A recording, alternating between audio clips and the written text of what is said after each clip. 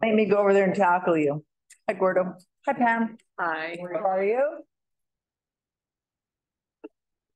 No, you too. I haven't had anything like that. Good job at Purge because I went shopping.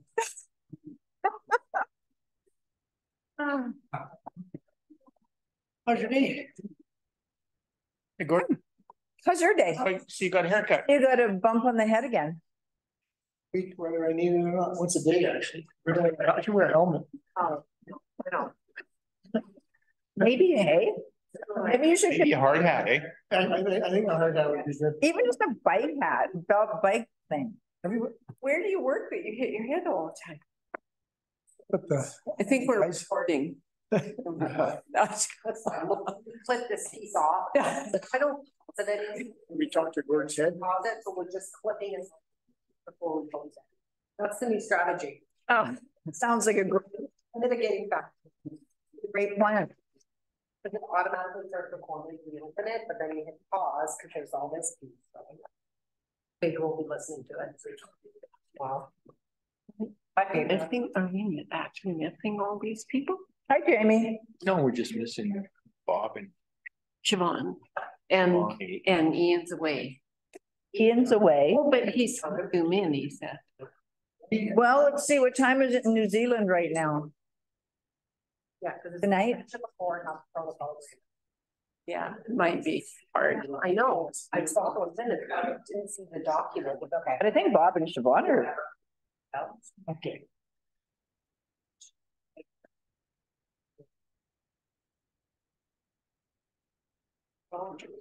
When are you going to Vegas? Hoping to get everything wrapped up here. Hoping. Mhm. I think it's 2 days. You know what? Depends. You might know. Depends on matters. Is Curtis going with you or Brenda? Mhm. We have some. First update. You did it. It's, you know, there was. That- Things in your phone. We'll head back. What kind of work? I know. I figured it was read only. Yeah. I know. A little bit of a Go make your stuff. The turbo charger.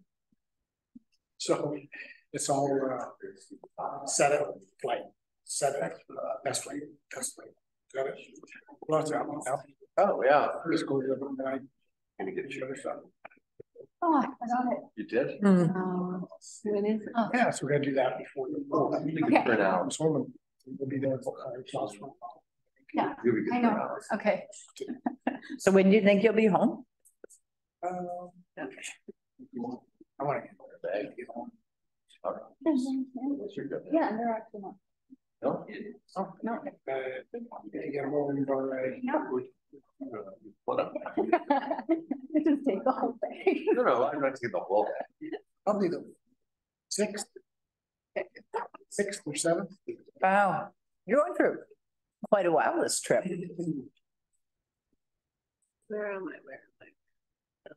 Man, a week in Sycamoose without Gord and without Ian. Quiet times. Quiet time, Pretty quiet. quiet time. I'm pretty quiet. Hey, we're gonna have a few council meetings in between there. Yeah, because. Yeah. Get some stuff done. Volunteer board to do stuff.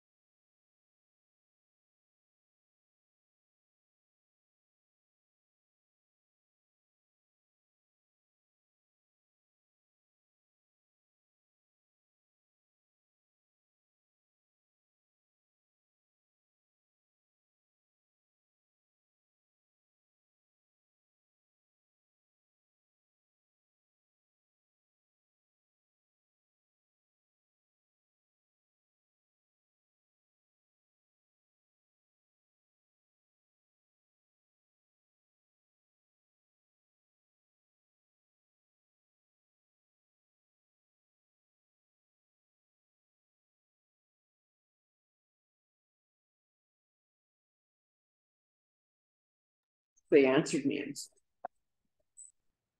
This is the involvement number. all kind of silly. Anyways, Also, but this evening doesn't look very busy at all. You know what? I'm betting on 5:15. It's gonna be an early one for sure.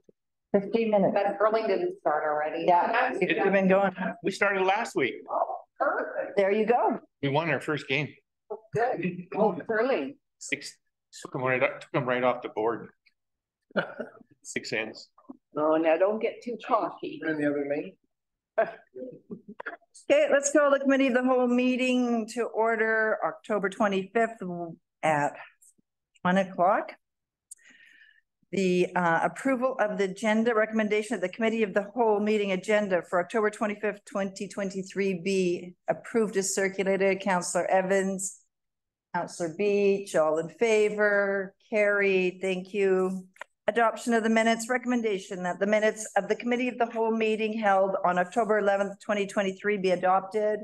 Councillor McCabe, Councillor Rich, all in favor, carried. And that's how quick we're going through this. All right, we have delegation. We have Murray back in town. Hey, Hey, Murray, you're up. Welcome back. Yeah. In case any of you haven't heard, I was trying to keep my physical fitness up in the attachment gym after shift in July. And flights have tended to be patched in the summer, so I released my rotator cuff with it. And I've been rehabbing that since, so a lot better. When I came in my swing at the end of September, I couldn't touch the top of my head. So now I'm back in the gym, at least lifting weights, and it feels a lot better. Yeah, the trial of aging. All right, we'll get into the second quarter report here. The traffic stats for July, August, and September of 2023. They were down quite a bit from the previous year, which are also included there. We had 73, 33, and 54 for a total of 160. Drastic difference compared to the same time last year, which is 334. Some of the reasons for that, I can say it's because I wasn't working, but that's not entirely not entirely true. One of the main reasons for that is Constable Horta was off on paternity leave. He's been off since the same time I went off, and he's one of our go-getters out on the traffic initiatives as well. So he's been off since July. We were supplementing the schedule with a couple of the holes with Justin off, myself off, and we're getting extra members on overtime to fill in that schedule. We still managed to get some stats, the 10 per month, which was our target. And then for impaired drivers, we had 4 of those removed in July, none in August, 1 in September, for a total of 5. And that's pretty much on par for what we were doing in 2022, 2021, 4 in both of those years. So no big change there. Collisions, happy to report that there was nothing serious in that side of the house. We didn't have any fatals again, which is good. And the 3 injury collisions were all minor in nature, really driver error. Can't blame the highway, the design of the highway, or even the traffic we get in the summer for any of those collisions. Drivers just weren't paying attention, they went off road, and they all sustained minor injuries. For whatever reason, that intersection at Jessup Road and the TCH, but there's nothing wrong with it. Drivers just get inattentive and drift off the road there. That's about the 3rd vehicle we've had drift off inexplicably into the ditch there and pull them out. So I don't. They're getting close to second moves, and they're, who knows. It seems to be a bit of a Bermuda Triangle right there. Down the break and enters, we had 2 of them reported. July 12th, someone pried into the little office there in Owlhead for the snowmobile club, and they took a deposit book. Must have been rooting around looking for whatever value was in the building, and I don't think they were too happy with what they found, but we went to break and enter there. And then we had a property owner reported having a C-cam broken into and a number of items taken. Not aware of what time it actually occurred. It could have been over the spring or summer. We had a major uptick in theft of vehicles this summer. 8 of them in total for our area, and that's just 8 stolen from our area, but then we had other ones that were deposited, etc., into our area. So I'll take you through a run through on that. Beginning July 22, we had an older Dodge pickup stolen from Sigma's Houseboats parking lot, and it was recovered in Kelowna days later, August 3rd. Then 2 days later, Chevy Avalanche was stolen from Gill Avenue parking lot, and it was recovered in 100 Mile House, so randomly. August 5th, the park operator was operating down at Mirror Lake Provincial Park.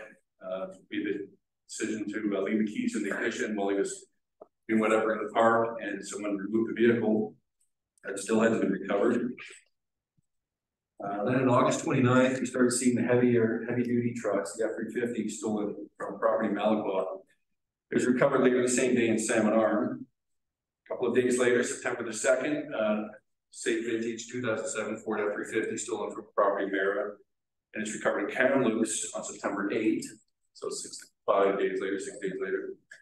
September 5th, we had an attempted theft of an 05 F-350 from Sherlock Road. An unknown person was attempting to steal a vehicle, and that was during daytime hours. The resident was home, went outside, which was logged, and the suspect fled. Or came out to see what was going on. Then on the 14th, we had a 2004 F-350 stolen from a property in Mara. It was recovered in Revelstoke on the 16th. Checking the Revelstoke files, there was a number of vehicles that were up in a rural area between Sigma's and Revelstoke. We recovered a few of these F-350 type trucks. There's property recovered in that vehicle which belonged to a Salmon Arm property offender. Then the 14th, we recovered a stolen Toyota Tundra at Swansea Point, which was stolen from Enderby. Property recovered inside that vehicle also belonged to the same Salmon Arm property offender, so we have an idea. 2 days later, another F-350 stolen from property in Cunningham Frontage Road in Malacca. Keys were left in the truck, it was unlocked, and that was recovered by the Salmon Arm RCP same day down at Silver Creek, Salmon River Road. And the owner of that truck, the owner of that property had their own truck stolen. So the one from Malacca was dumped at Salmon River Road, and then the Salmon River Road F-350 was stolen, which was in 2005. So we're having all the same vintage trucks, 04, 05, 06, 07, very easy to steal. Ford at that time was manufacturing these vehicles because they're primarily purchased by businesses, and there was no chip in the keys. You could just basically, with a screwdriver and a little bit of skill and experience, these guys can easily steal that vintage Ford truck. So that was what was going on. So the 17th of September, Sigma's members were on duty, and we have a report of a guy slumped over the wheel in a truck on outside a residence in Oak Avenue in an F-350. They go down, see it's stolen, try to get the guy into the truck. He doesn't want to get in the truck, and reverses. Gets eye-centered on a large stone, luckily. Really dangerous situation for the guys dealing with that, but he did get himself eye-centered. And then he was arrested, and it was Tyler Patterson, known car thief, property offender at a Salmon Arm. Charges were approved against him, which is why I can release his name. That's in the public domain, the public record. So he was charged with obstructing a peace officer, failing to comply with probation. He was arrested in the stolen 2005 F-350 in Oak Avenue, and the truck, as I said, was reported stolen from Salmon River Road. Then on the 24th of September, we had an 09 F-150 stolen from an auto repair business. Keys were not in the vehicle, and that's not recovered today. So at the bottom there, it said the property offender is suspected of being responsible for thefts from multiple jurisdictions: Salmon Arm, Revelstoke, Enderby, Sigma's. And then same individual. We backtrack a couple of days to September the 15th. We had an ugly incident where one of our residents on a claimed person had noted theft of fuel from one of his large outdoor tanks. So he set up a camera on that to see who was stealing the fuel. Saw a vehicle come onto his property at night. He approached them, and he was bear sprayed. And we got videos from that, and then we were able to identify Patterson from the video as being responsible for the bear spraying of the resident on the claimed person.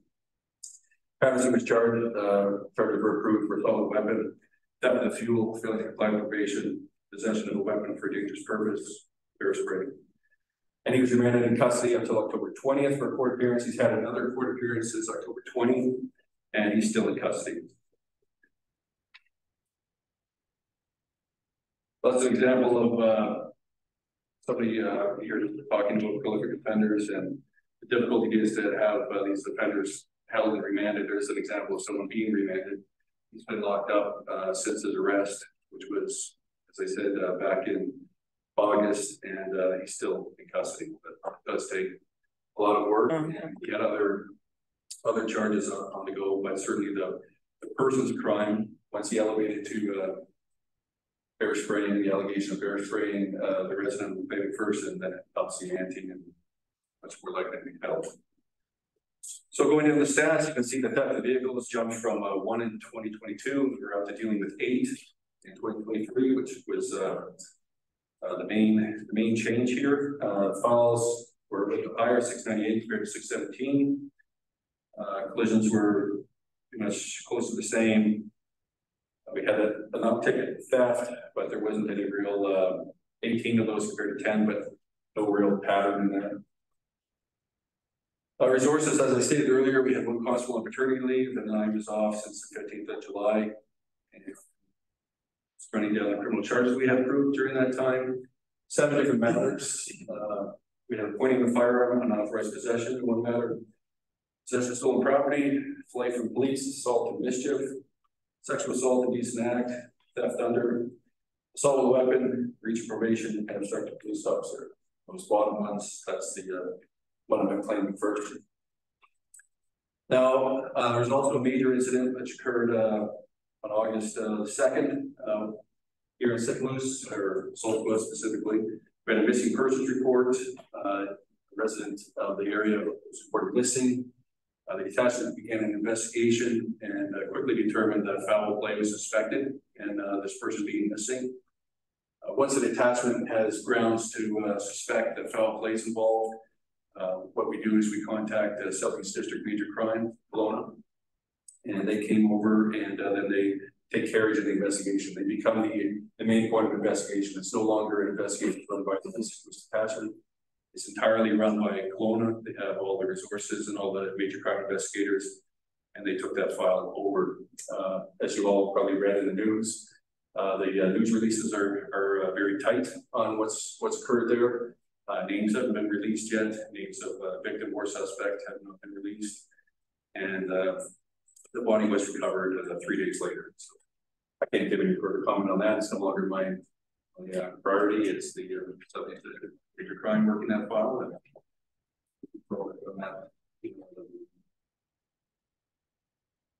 And okay, thanks, Murray. Any questions, Councillor Rich? For coming, Murray. Yeah. And we appreciate everything you guys do for us here, for sure. One of my questions is, I'm going to just guess, and I'm not an expert, but a lot of our issues have to do with either mental health or perhaps drug addiction, with our repeat people and with different things going in town. But we have 0 drug trafficking and 0 possession in St. Louis. Which, and I'm not saying that you guys aren't doing your jobs, but I'm just wondering if there's something else we should be doing as a council to support you in this kind of thing in St. Louis, because this isn't anything new in this town. I've been in this town a long time, and it's nothing surprising, but a lot of, like, you know, if I went, the incident you were talking about, someone stealing vehicles all the time, shoplifting, a lot of times that is just bad lifestyle choices. Right. Is there something we can be doing more as a council to support you and maybe making that less of an issue in our town? Well, for possession, you're going to see 0 as the decriminalization has been enacted. So that's the number that the province wants to see for possession. So it, you know, it's 2.5 grams is legal now, or it's decriminalized. So no one is going to be charged for that. That does make trafficking charges more difficult, but it's not a total excuse not to have a trafficking charge. Trafficking takes a lot of investigation. It's you have to build grounds, you have to most times you need source information, someone willing to come forward and provide information to the police about who's doing what and when they're doing it and where they're doing it. And then the justice of the peace that approves the search warrant, they want recent detailed information. So then it becomes an issue. Even if you have a person who is going to provide that information, you have to draft a warrant in the means to protect the identity of that person from the target. So if you had someone come forward and say, well, I was in Mr. Smith's house or Mr. X's house and I saw this, and if you immediately drafted a warrant for that, then Mr. Smith or Mr. X might be able to figure out who's talking to the police. And you can't put someone in a situation like that where they're going to get into danger. So yeah, it's all about cultivating the sources if you want to get into the trafficking, and then it's built on surveillance and whatnot. It's very difficult, and it requires more than one person on duty or 2 people on marked police cars, especially if you get like a rural property where some of this might be occurring. It's really difficult to sit on there in any kind of vehicle and start watching without being seen. So it's just, it gets tougher and tougher. It used to be you could find somebody in possession of a small amount and you could arrest them and talk to them and maybe get some information out of them. Well, you can't do that any longer because it's no longer an arrestable offense. You know, even if you did find somebody coming from a place like that. So that's one tool that has been removed. So not to make excuses, it's been a while since we had a trafficking charge here. I think probably 3 years ago since federal Crown approved one that I can remember. So you need in town, not just someone driving through on the highway with a large amount of drugs, muling it type of thing. So yeah, it's just a more difficult part of the job. Anyone else? Pam, go ahead. Chair,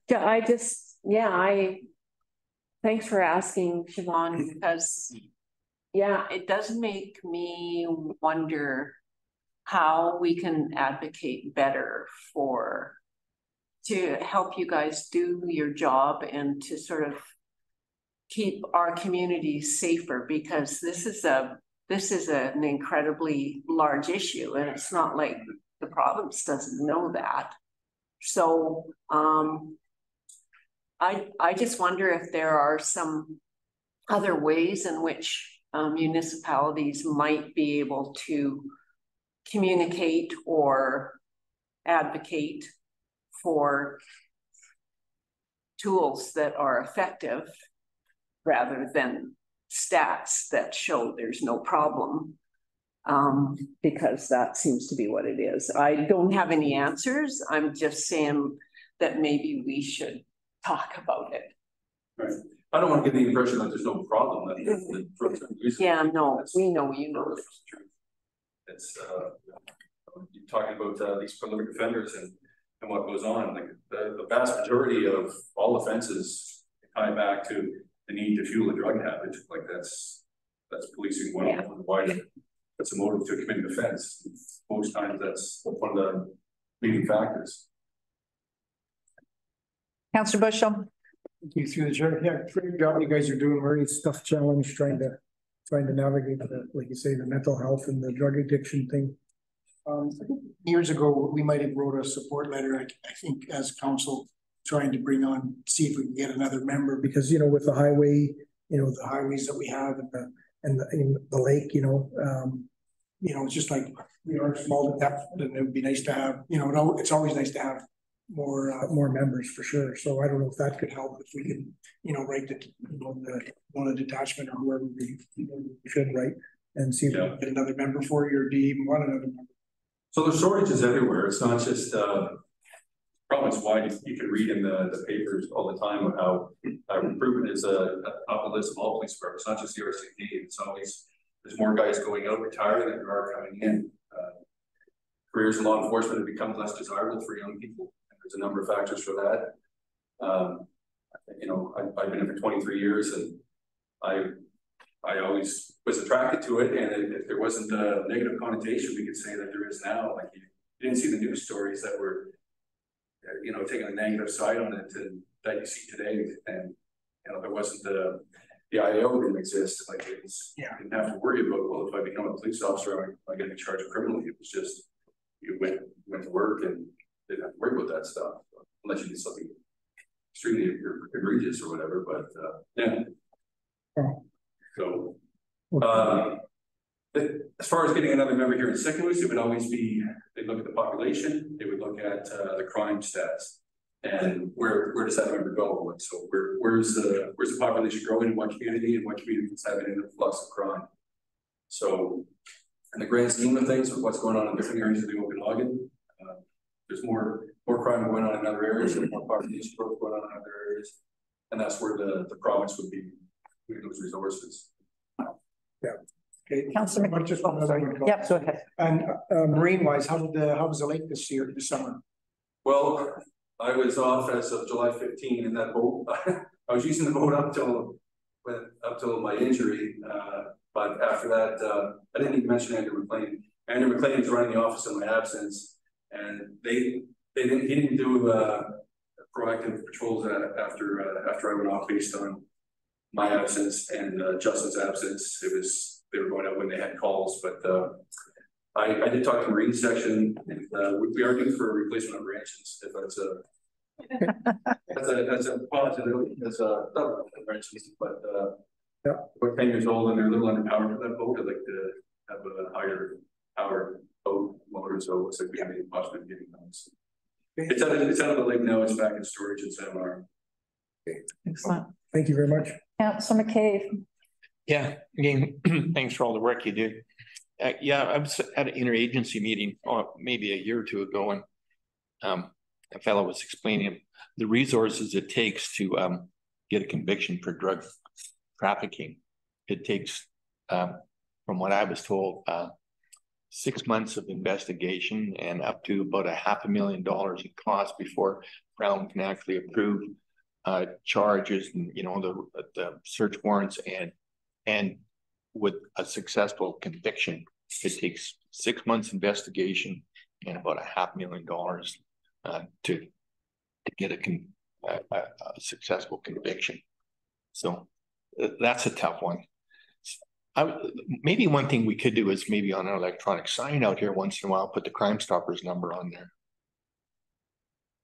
Would that help at all? What do you know where? On our electronic signboard out front, just flash Crime Stoppers number once in a while up there. That would. Good idea.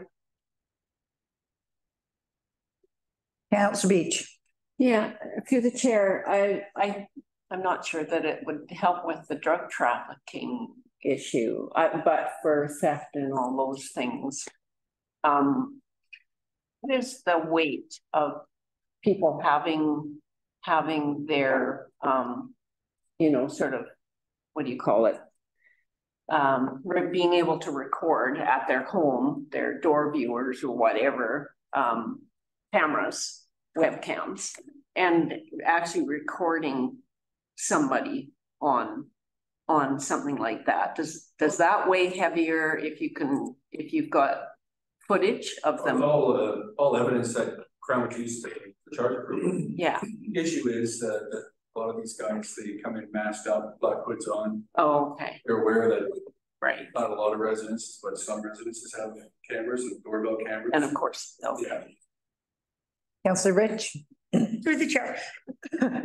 Totally different topic and a little bit outside of Sycamus, but with the Jessup Road area, we've had 2 accidents there in the last week, and we have no snow or ice yet. Is there something we should be doing? Again, I don't know if that's something we can do, but write a letter to the Ministry of Transport. Like, do we need blinky lights? I drive that road probably 6 times a day, and it is incredible between Cambie and Sycamus how many people actually end up in the ditch. And I know this week there's been a truck, and there was an accident again this morning. What do you think it is? I don't think the road's the road is wonderful. I don't know if we need foghorns going off. I don't know if people are falling asleep but I mean, it is that there is, I know in the winter there'll be 2 or 3 accidents a week, and not always major ones, but where people slide off the road. Even if someone thought that was the exit to Sycamus, like you veer off right there and you go to Sycamus, like, why are you not slowing your speed? Like, why are you? Yeah, I'm with you. I get stuck in it all the time, but. Yeah, because the curves east of there are far greater, and the road is, more narrow, and we're curving between there and Canby, like between there and the Fort lane. So I don't know why vehicles go in the ditch there. Like I don't know if there's a light there or not, like Yeah. There actually is, the storage place has a really bright light. yeah. I wonder if it's his light that's too bright, because it's like, whoa. One of those Yes. I mentioned, the driver fell asleep. Like the driver just told the constable that they fell asleep and went off. And like, I know there's been too many there. Like there's been too many that there should be there, and it's puzzling as to why, because it's not Three Valley Gap. It's not a worst part of the highway. Bermuda Triangle. Councillor Evans. Thank you. Through the, Murray, I noticed it's good not to see it on here, but when there's an overdose, is that on your report, or would that be a different report? No, that'd be on EHS report. So we have to talk to them about a report for how that's been lately. Yeah. Thank you. We get calls sometimes to those, you know, if someone passes away, we're obviously called because if they're passing away outside the hospital, the coroner, you know, all become involved. But there can be cases where somebody's having an overdose, the ambulance is dispatched, and they revive the person. We're not notified, like it's not, doesn't even hit our radar. Okay. Cool. Thank you. Bianca. I just want to say thank you. The bear spray incident hit very close to home. My dad is very appreciative of your members. Giving some really good tips on how to get bear spray on your eyes and your face, and yeah, they were just really appreciative of how everything's gone down. And it's locked away right now. Yeah, obviously it's a dangerous situation, and things could have been worse. Like, yeah, you know, we're happy to have bear spray and not something. yeah, that's not a different weapon or something worse than that. So, yeah, but it turned out not as bad as it could have. Yeah. Thank you so much, Murray. Thank you for everything that you do. Thanks to Corporal McLean for stepping in. He did a great job. Andrew did a great job for us as well. So thank you. Hopefully, next time you see me, I'll be back in uniform. Okay, thanks, Murray. Good afternoon. Okay, next is bylaw enforcement quarterly update. Take it away, John. It's a fairly, well, it's much less detailed report than Murray's is. We did do, we have currently had 14 active files, 73 were closed so far this year. Issued 530 tickets. Of the complaints that were received, 45 came in through our web service. And multiple complaints that didn't require files. Just to go over those, majority or parking, both police bylaw violations, and those were just dealt with at the time. Didn't require files. In regards to the number of tickets issued, the majority, of course, were for traffic violations or parking violations, I should say. We did have one burning ticket issued. So, the business license collections part of that is issued some tickets for that. Going through the existing file summary, the majority of these are actually long-standing files that will probably require more council involvement in the near future. So I'll be bringing those in through a close meeting to bring up to speed on those. And of course, my ongoing projects, education is my main one, both myself and the public. And then reviewing some of the bylaws to get them with current legislation to bring them up to current legislation and best practices, including doing things on the traffic cost connection, etc. Then I've got a couple of reports that I'm reviewing, bringing back the bylaw fence notice report, for council, and the local government compliance and enforcement association has put out a uniform standardization report.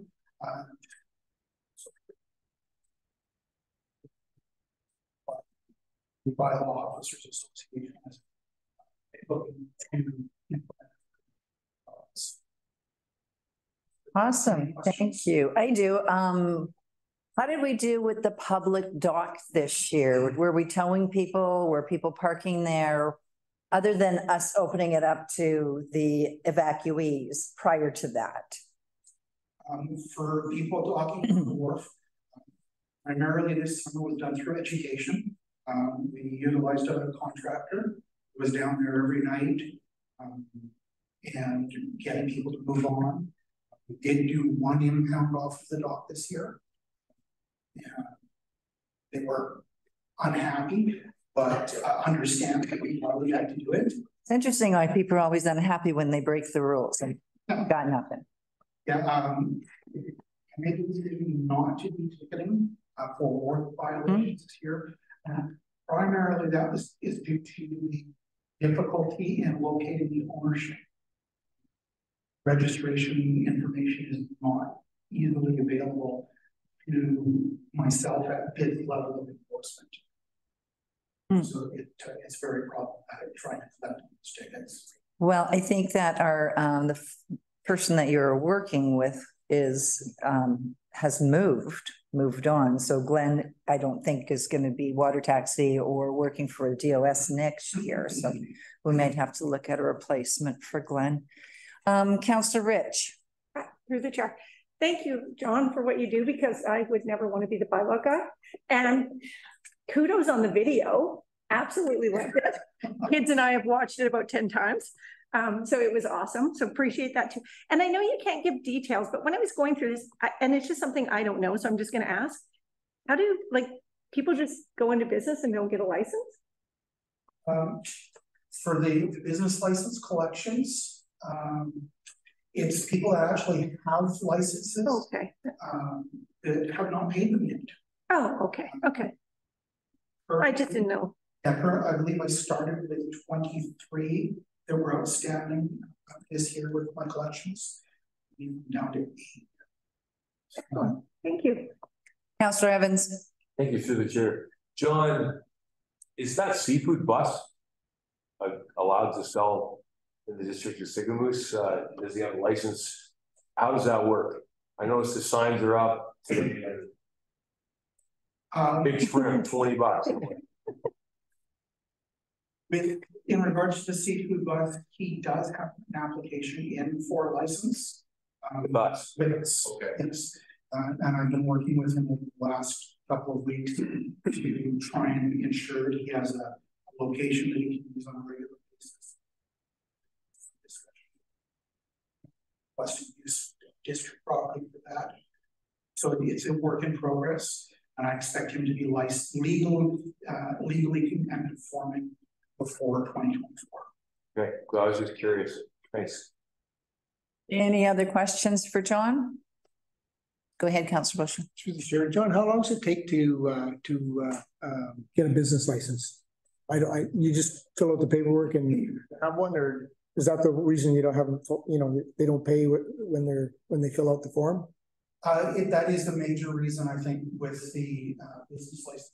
Don't have an application. So people will come in, they'll fill out the application, they'll walk away, and then they either don't come back to give us the required information, or to don't come in and pay their license once it's approved. I can't speak to the time that it takes to get the business license, so I've only just really started getting involved with that. No, I'm just curious. All right. Thank you. Go ahead, Bianca. One of our finance meetings, we'll be looking for the fees and service bylaw, and in there, me and Nicole already talked about, we're putting in, you pay up front, because we approve it, there's nothing wrong with it. If we were to not approve it, then we could always give it back, and that's, we're gonna change that process. That's a good idea. Go ahead, Nicole, did you want to add to that? Through the chair, just mostly on the timing, I think most of the business licenses require a fire inspection. And so now that when they come in, we're immediately putting them on their list. So that's probably the biggest delay. And then once that's approved, then it's a pretty quick turnover. Perfect. Thank you. Thank you. Council, anything else? Councilor McCabe? I get quick turnovers. I have a business license. No inspection required. It's it's just, you know, work out of my home as Cape Project Management. That's my Cape Project Management. Anyway, okay, moving on. Well, thank you very much. Appreciate that. Thank you. Good job. Jamie, recreation update. Take it away. It's on a PDF, so I'll just. Okay, sounds good. Let me know. Yeah, perfect. Through to the chair, thank you for allowing me to speak and give a recreation update from July through to the end of September. So the first page there, you'll see a lovely picture of our staff, and that I'm really happy to report that of our 6 staff members that we had working for us this summer, all of them are actually local, either sick from the seminar, and just our lovely swim instructor Priya was the only one from outside of our community, but they do have summer property here, so we're going to consider her. And right now, when it comes to I'll talk on either with swim instructors, we were happy to have her. So just to recap, our Summer Kids Club program was probably the busiest it has ever been in the 8 years that we have been operating Summer Kids Club. We're offering 14 spaces per day, and our program operated at a 94% capacity. So for 504 spaces that we offered over the 39 days of the summer, 474 spaces of those were filled, and 85% of our attendees were local residents. So this is definitely, again, coming back to that whole childcare piece that we're providing. That being said, with the transition over to the over to the King's Kingdom Daycare Society, we have spoke, Daryl and myself with Amar, and a lot of these kids will transition over to them to the daycare facility in the summertime. So we will look at revamping what Summer Kids Club and summer camps look like, more so along the lines of smaller numbers, meaning less staff, less hours, meaning less hours for staff, less budgets, so would be more cost-effective program next summer opposed to being what we're offering right now. Our swim lessons, we were able to offer 3 sets of swim lessons. Now, when I talked about Maria earlier, why we're lucky to have her is there is a North American crisis right now in regards to swim instructors. With the transition from Red Cross swim lessons, dealing with COVID, a lot of instructors, especially those in high school and university levels, chose not to renew their certification. So it is a national North American crisis right now, trying to find a swim instructor. So we were lucky to be able to get Maria back this year. She acted as a mentor for Owen Hilton, who is the other gent in that photo there. And Owen has said to us that he would like to return next year. So we are set up pretty good for 2024.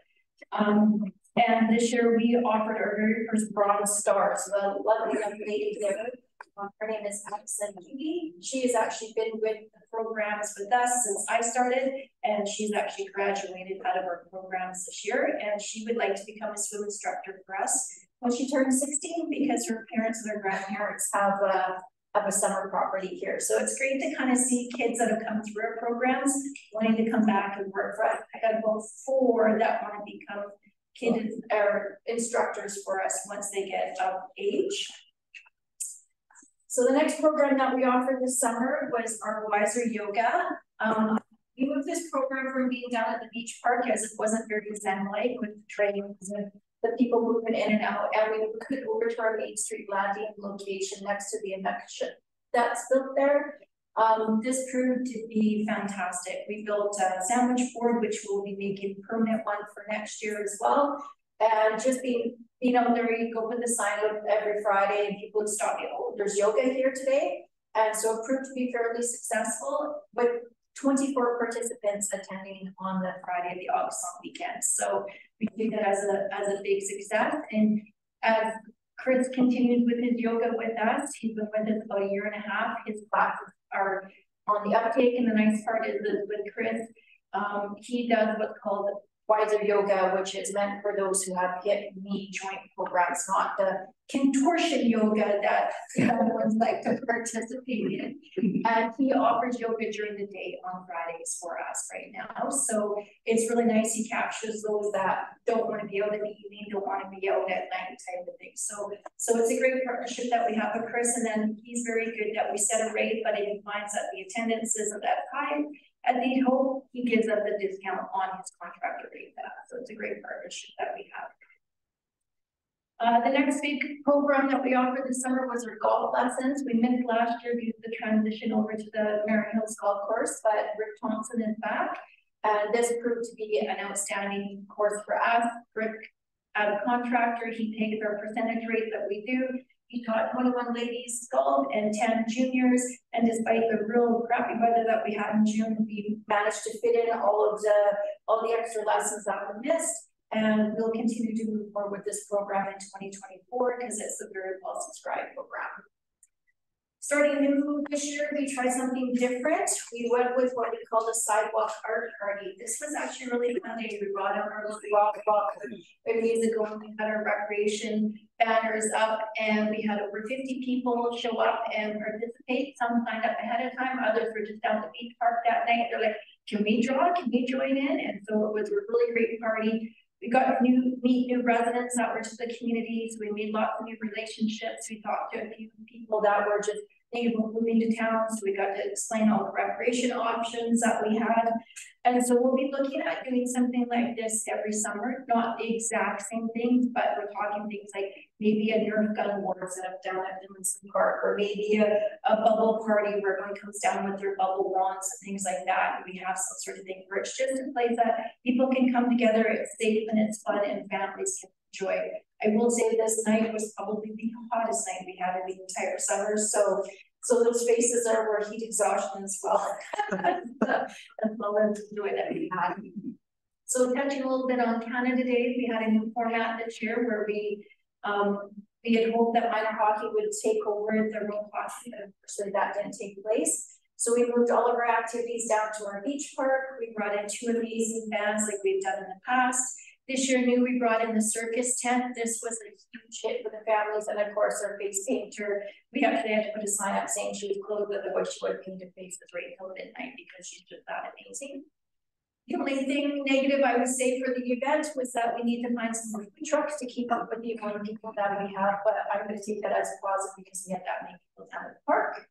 And as always, our fireworks is amazing. The Big Bang crew that does it and the fire department that helps out always does a fantastic job. Family Fun Day, we lucked out considering the weather that we're having and the smoke. It's a fairly light smoke day. This continues to be a great partnership with their Chamber of Commerce, with them offering the carpet bowl races, sandcastle competition, talent show. It's a really nice meld between the two things. And we figure we fed approximately 500 people. However, we've had some conversations. We are going to streamline this next year. We're going to get rid of burgers and just stick with hot dogs and smokies just to make the girls move a lot faster because we just can't keep up. And we'll be looking at new things next year, whether or not we want to keep bounce houses and move into something different. So looking at our fall programs that we're offering, we have our after school program that is currently running at the 96% capacity. I've dropped 1 day there, so we actually have 76 of our 80 spaces filled Monday through Friday. We have 2 amazing instructors, and they have just ran with this. They have set up schedules where Tuesdays in the library, Wednesdays are skating. They have use of the gym at Parkview Monday, Wednesdays, and Fridays. Now that the weather's changed, and this works out really well, complements the fact that the dentist is going to be open here on Wednesdays and Fridays. So we're making sure that the kids are not running above their heads while they're drilling in people's down below. And so with the new principal of the elementary school, Jared has been amazing. Pretty much any ask that I've had, he has been open door, red carpet for us. So that's been quite nice considering what we've dealt with in the past. And then moving forward, after that, our dance classes, we lost our lovely plus dance instructor. Cam did a great ad. We managed to find a backup instructor, so to speak, with Abigail Gamushna. I don't think I said that right. She currently has 20 little ones. Little bit, numbers are down a little bit. She's only able to teach on Saturdays, where before it was on Thursdays, so it does conflict for some parents. But we still managed to keep 20 children that will be doing their little dance. And so I invite you to the Red Barn on November 24th to come check out what they did work, or 25th, sorry, to be check out what they're working on. Trust me, the ones are super cute when they get their little tutus and LA slippers and stuff on. The Pal course, by far probably one of our most popular courses. We sell out with 12 people. I had no idea how much demand this course is. And Leslie and her husband are amazing. They're here at 6:30 in the morning. They set up, they go 6 o'clock at night. We let them stay in their travel trailer at the parking lot, so we'll have to drive back to Wine Bay, or the North Shore. They were forced out of their home, but they managed to salvage everything, just a few trees and stuff lost. But she loves our space, she loves our area here, and so she's willing to continue to work with us as long as we're willing to work with her. And of course, some of the other programs that we always offer, sometimes they work, sometimes they don't. So babysitting in our home alone. We try to learn to skate program Wednesday mornings. Unfortunately, mornings for working parents don't work. So we're gonna have to we're gonna try it again in the new year, see if we can get a few more upticks. If not, we'll have to revamp and see if we can find a weekend time slot to fit this in. We offer foodie day camps, and one of the things that Daryl and I worked on this year is we brought in a BC Park Recreation Playground Safety Awareness course. So what we did is, opposed to having to send our staff down to Vancouver, we contracted the BCRPA to come here. We had 9 other communities. We had Granite, Revelstoke, the TNRD, a Soyuz, and other community. And they loved it because they didn't have to endure the expense of having to go to Vancouver, rent the expensive hotels, the travel, everything else. They were able to drive up here and go home in the exact same day. So we're going to try to work with the BCRPA to see if there's more those type of courses that we can kind of become that central hub. And so we offer that. Our staff get to participate with us having to endure the expenses to send them away. We charge a little bit for administration fee that goes back into the coffers, which makes us look good. And we provide lunch and a snack and that sort of thing for them. So it'll be something that we will continue to work on in the spring. Fall drop-in programs. So recreation is growing. This is what we're hearing from the community. They want to see us offering programs. It's like spaghetti against the wall. We throw up and see what will stick. So we have Monday nights, we have floor hockey at Parkview Elementary School. Tuesday nights, we have a drop-in yoga, as well as we have a drop-in floor hockey night. Wednesday night is our very popular PAM class with Samara Palmer. Thursday night, of course, is our drop-in pickleball, which is always successful. And then on Friday mornings, we have Chris Riddell offering his Weiser yoga. So we are trying to make sure that we're offering a program for every age group, every demographic that we can offer here in our community at various different times, trying to hit as many people as we possibly can. Sometimes we win, sometimes we lose, but we won't know until we try. So moving forward is our upcoming events. This Saturday, if any of you would like to attend, it is our family Halloween dance. We have changed the format. We used to run this in the afternoon, but what we heard from families is afternoons don't work. We're competing with the hockey. We're competing with the other type of sports, or they're shopping where we're doing evening. So we're going to try it, see how it works out. The high school is going to be doing a concession. They'll be doing their usual haunted house in the watering facilities. And this is a free family event where the costumes are encouraged. We'll be purchasing some prizes for the kids and families. We'll be working with the Legion with the Remembrance Day ceremony. We have our Christmas parade light up coming on Saturday, December 2nd at 5:30. And meeting with the Chamber of Commerce last week, we were looking on building on this day. We don't have a manpower, but they do, so we're looking at making it a shop local campaign that day. So we'll be doing some people will be offering hot chocolate, gift wrapping and stuff. So we're going to create a nice big Christmas map, work together with them, where all the information for the Growing Crossing, the Santa Claus workshop, the Malaput Bazaar, everything. So everybody will know that that first weekend in Sycamore is Christmas in Sycamore. Don't go out of town, stay here, spend your money locally. And then that just adds to the event that we have that we're going to be offering for the day, because of course our event's going to be the highlight, and we kick off the official by creating the Christmas tree. So, and then we have the holiday train arriving Friday, November 15th, and Tiger Shaw and Genza. Not heard of either of these people, but I'm told they're very good. So that will be arriving on that Friday. Another of the projects that I'll be working on over the winter will be revamping the facility use permits to be more specific to what it is you're looking for. So if you're looking to use council chambers, if you're looking for rental, if you're looking for just field, instead of having to go through multiple pages of things that don't apply to what it is you're looking for, to streamline our process, make it easier for our other departments that are involved. We've started work on our winter rep guide. We're working with the other groups to be a part of the Unplug and Play Week. And I locked in a free family skate on Family Day weekend on the Monday from 3:30 till 5, where the CSRD is partnering with us. And they will be offering free hot chocolate, coffee, and popcorn to all those who attend. So that's a great partnership with us. And then of course, working on the Easter egg hunt.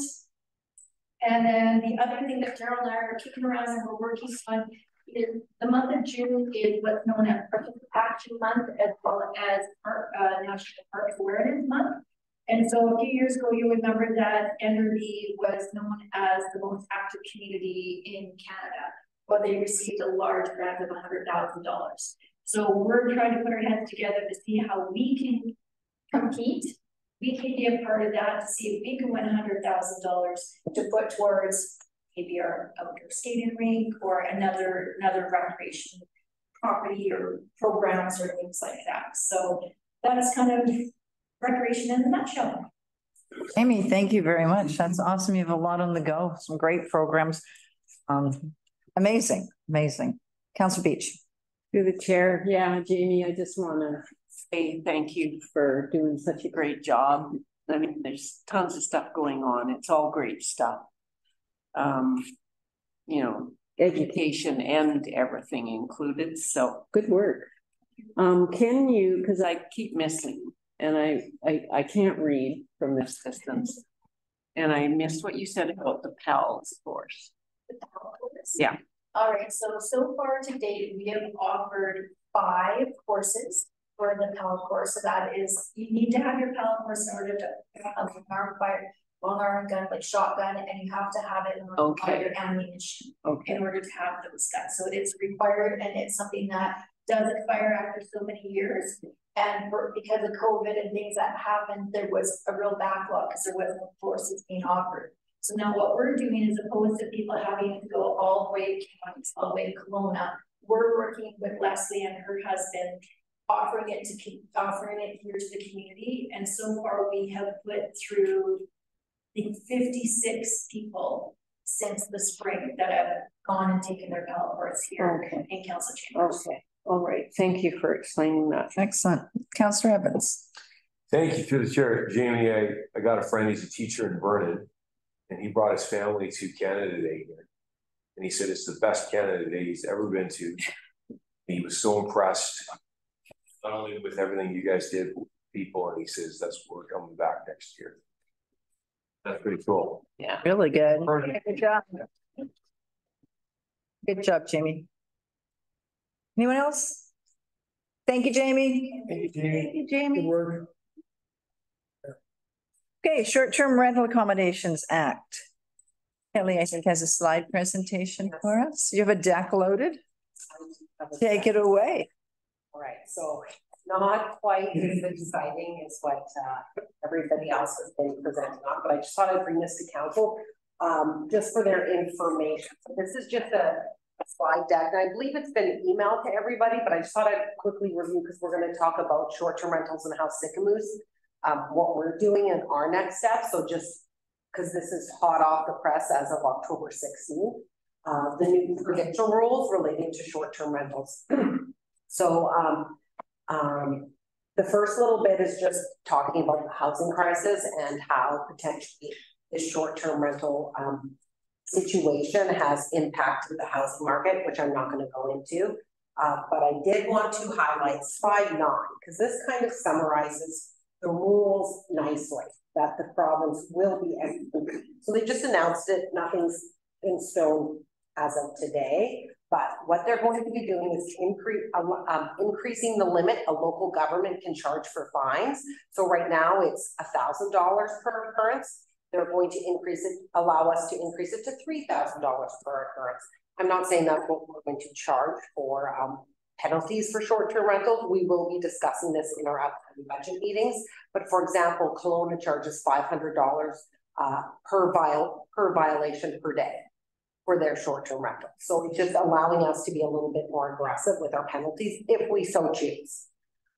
In addition, they're requiring online platforms to improve their enforcement and to be more accountable by requiring business license numbers and that type of things, as well as providing the regional district with more tools. Actually talking to the CSR yesterday, regional district doesn't even issue a business license. So how do they regulate short-term rentals? So this is the province providing a regional district more guidelines and tools around short-term rentals in their areas and regions. Another thing which is really interesting, which will come into play in our next discussion, is they want to return more short-term rentals into the long-term rental homes for people. So one of the big things that I think will impact everybody the most is that they're limiting short-term rentals in BC to principal residences only, plus an additional unit on that property. So you have to be a principal, and this is if you're a municipality of 10,000 or over, right? So it actually doesn't apply to us. We can elect to do that, which our zoning already is consistent with this, right? So actually we're right on par where this is. But that's something that will be coming down unless you're a resort municipality. If you're a municipality of 10,000 or over, and I was actually reading the fine print on this today. So here's a listing of those ones, and the ones with the stars next to them, they have a vacancy rate above 3%. And what they do say on here is that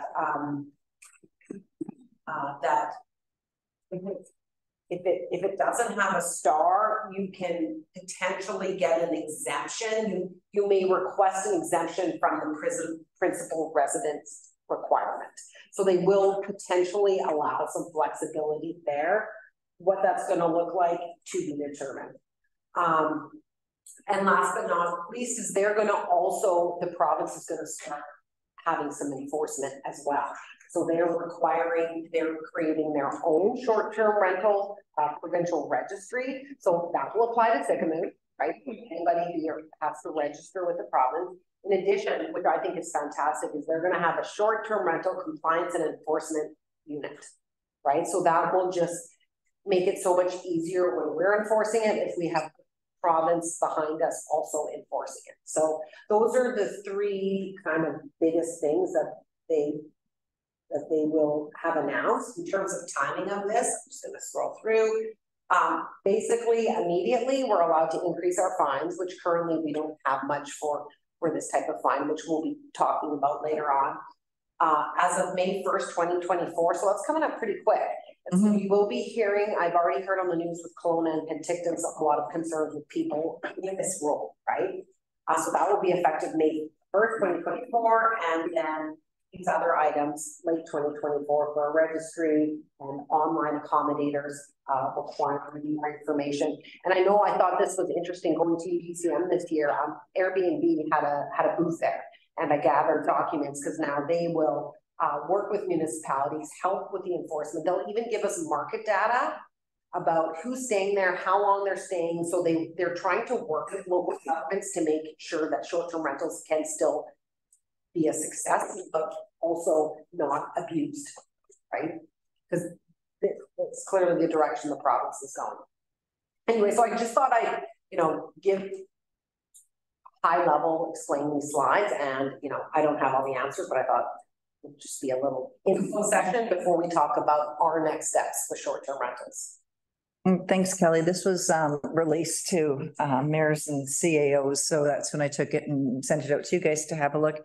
I'm not crazy about the government downloading rules for folks that have bought homes for this purpose, but it has created a housing shortage. So, you know, all these folks have invested in homes and they're still paying the maintenance and the mortgage on them, and how so I'm hot and cold with this whole thing. However, it is what it is, and it's created a housing shortage. And that's why here in Sycamoose, we also did some rezoning and some of our tree streets. I think we have homes that are not allowed short-term rentals in that zone anymore. So, and we kind of have to face facts here that, you know, we're looking for doctors, we're looking for staff for our district office, we're looking for, you know, people to come to town and live here. And if we don't have any housing, it becomes an issue. Not everybody will want to rent, or, you know, because I know we're moving towards rentals, but homes are very important. I also think that with this short-term rental program from the government, I think that there should be a look at the Tenant Act. I think that the reason people don't want to long-term rent their homes is because it's complicated and it's hard to get someone out of your home. And you have a cap of, you can't raise the rent more than 3%, but yet the interest rate is going up 5%, all the expenses to run that house, but you can't collect on this end. So it's a bit, they're only looking at one side of this. They're not trying to fix the other side. So I think that council, we should sit down and look at this. And you know what, we've talked about this before, you know, we've put resolutions together that have made change. So maybe a resolution towards the Tenant Act, or our opinion on that, and sharing it with Silga and UBCM and moving it up the chain, because yeah, I don't think they're looking at the whole picture. They're just looking at this housing crisis and not looking at how are we fixing this over here. So I also think that I've given this a lot of thought, obviously. I also think that we're going to have a rush in short-term rentals this summer if Kelowna is, you know, not going to lose some of theirs, and the bigger cities are, because we're still in the under 10,000. So I think we might see an influx here, but those were just some of my thoughts based on this. So open it up. If anybody's got any thoughts on it, any comments, go ahead, Glenn. Yeah, it's a tough one, but it's, you know, something we have to really keep pushing forward. You know, we wanted the MRDT money to be able to compete with the rest of the communities and put Sycamoose on the map. So we implemented that. You know, we pounded real hard, but took us a while to get all the hoteliers on side, but they were upset that, there was too many short-term rentals. So we ended up including getting the bylaw in place and everything, and now we're giving them a little bit of grace time. But it's time to knuckle down before the season starts, and it's a lot of work for John, and he might need some help to be able to do all your research and get those letters out like I mean, that was great work. We put all this documents together. It was a lot of information to read. It's really good. So I think we should still hold our ground, and I know the province, you know, theirs isn't concrete yet, but this is what they're planning to implement, and we just, you know, keep our program going, and we'll see what their final documents are. And yeah, I think we need to keep forging ahead with our plan for sure. Absolutely. Spent a lot of time on that bylaw. Yeah. Go ahead, Councillor Richardson. Councillor Evans. Through the chair. One of the things I would wonder is how many people, I know 3 people that are sitting in the queue right now that actually have applied for their paperwork for their short-term rentals. And it's not, like, I actually got asked yesterday, and someone had done it, like, I think 3 months ago. And so they're trying to comply, but they're not getting anything back yet. And I just said, you know, we've got lots of different things going on here, and it's coming. But is that one of the reasons why we're being, is it just kind of our change that's causing some of the backup, or is it the fire extinguishers? Because I know that fire guys have to go through, or do we know what's? Go ahead. Yeah, no, so great question. So this is where Nicole and I have been, there's been multiple lists going on with short-term rentals and, you know, different people leading the short-term rental charge and a transition of staff. And so this week, Nicole and I have been focusing on identifying what business licenses we have, and we've issued what applications we had, and we're waiting on stuff. So we're aggressively trying to clean up our short-term rental list. And if there is something in limbo, and if we're waiting on something on our end or somebody else, we're following up, and we're trying to, because before we send out any letters, we need to make sure that we have a complete listing, because sending out letters is also very difficult because there's a bit of a guessing game, because a lot of them don't have a unit number or an address on, right? So this is where, and we don't want to offend people by sending out letters that aren't relevant to them because we're guessing. So first and foremost is we started this week going through in detail a spreadsheet and identifying, okay, so what applications are still hanging out in limbo? So like your friend, so I would recommend that individual reach out directly to Nicole, and then we can specifically look into it. And if there's anything missing, then we will follow up right away and get that. We're in the process of going through each one right now. Okay. Councillor Beach, sorry, I'll get you next, Bob. Through the chair. I totally, the landlord tenancy act needs to be part of this, because I do think that people are afraid to rent long-term. It is such a difficult situation if it doesn't turn out well, if you don't get a good tenant, and they're definitely not on the side of the landlord. So I agree with you that this is a much bigger issue that we need to look at all sides of, and ask the government to look at all sides of it. Thanks, Pam. Councillor Evans. Yeah, I just wanted to read you guys a message. Hey, Pastor Bob, hope you guys are all well. We've got 3 Airbnb suites that we're converting to long-term rentals in Sycamores. If you know of anybody, let me know. So I think people are starting to wonder if maybe they should do something. That's excellent. No, that's really good to hear. And you know, at the end of the day, we do need to support our hoteliers who carry a load of overhead, staff, taxes, electricity, and those costs are going up too. So we can't have hotels sitting empty here in Sycamores either. Go ahead, Councillor Rich. Through the chair. The other thing, my next question would be if our bylaw officer is going down to part-time, and then we're going to get him to focus on short-term rentals, and I don't know if we are or not, but is he going to have enough time through the winter to do both? Do we need more of John? Through the chair. Yeah, when bylaw went down to part-time, we had that conversation. If more time is needed to focus on short-term rental, that's definitely an option. Excellent. Thanks, Nicole. Anyone else? Councillor Bushell. I was just going to ask, you say, you know, some of the places don't have addresses, and I haven't done too many short-term rentals, but so what do you Figuring it make out. like you're going to book the unit, and you have a you know, blank phone number or something, and you phone them? How do you go about that, John? Go ahead, John. Through the chair, speaking to that, I actually do a lot of comparison of the pictures that are available from the short-term rentals.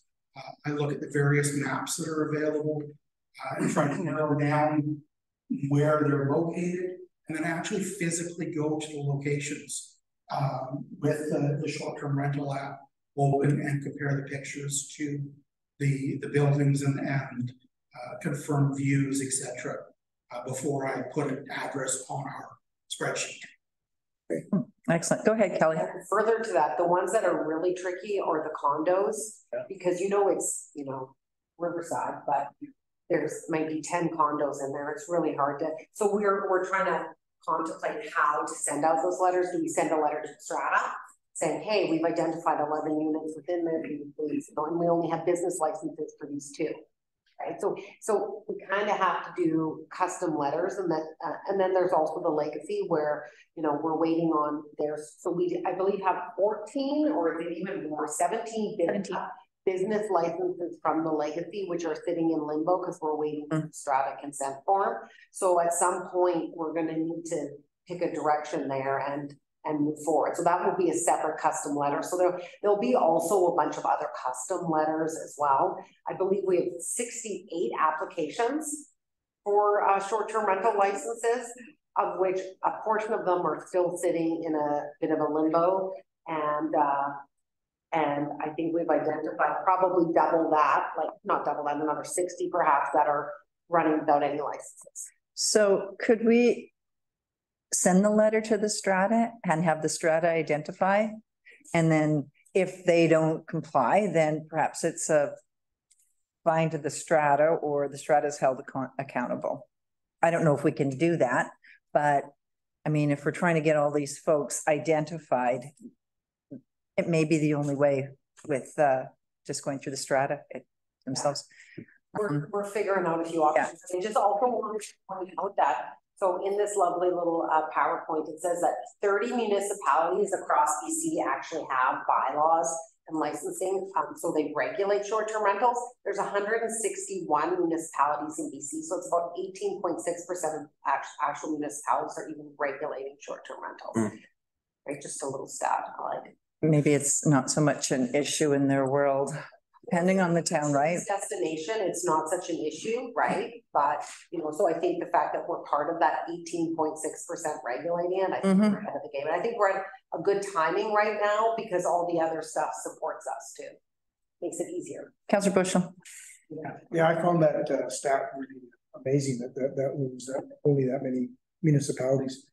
The other thing, I think, you know, the province is trying to make these platforms put the addresses, put the full information on there so you don't have to guess all the time. Hopefully, I don't know if we could even write a support letter in that direction, but that's a real problem when they, you know, you don't even know what number you're booking, you're just booking one. So go ahead. And further to that, so when I was at UBCM, I talked to the Airbnb host, and we have a name and an email for an individual. So if you say, hey, District of Sycamoose, and this is what we want, and they need a business license, but they will help us enforce, and they'll be like, hey, this person doesn't have a business license, and they will work with us to make sure we can enforce it. So we'll be working together, and that will help this little bit of a mystery. Excellent. Any other questions, comments? Just leave this on our to look at list. Perfect. Thanks, Kelly. Okay, short-term rental letters, moving right along. Nicole, did you want to give us a bit of report on that? Probably still working or worth talking about. So this is what we have proposed. We do have to send some letters out as follow up. John's research has he pointed out 3 buckets of people. And one bucket is people who have a business license for a short-term rental, but they don't have the proper advertising requirements, like listing their business, license number, rooms, parking stalls, that kind of thing. So they would get a letter just reminding them that they need to have this information. The second bucket is people who don't have a business license. They're running a short-term rental or advertising one, and their zoning would allow for it. They just don't have the proper approvals in place. And then the last one is people who don't have a business license. They have a short-term rental advertised and their zoning doesn't allow for it. So a little bit kind of worse than 3. Yeah. And so we're just looking for guidance on the last letter because earlier this year we did offer temporary use permits as a tool to allow short-term rentals where the zoning might not have allowed for it. And so we're not sure if we should still be offering that. The other option would be to a full rezone and coming to council and pleading the case to rezone to a zone that would allow for them to have a short-term rental, or any other options. Thanks. Go ahead, Councillor McCabe. I think thank you. I think temporary use permits kind of undermine our bylaw and add a lot of extra work to staff unnecessarily. I would I mean, there's always the exception, but I would lean away from temporary use permits. Getting the back door of zoning. I disagree with the temporary use permit on this. We spent a lot of time zoning for this. We talked to a lot of people in those areas that, you know, weren't fond of short-term rentals on their street. We're looking to open more housing.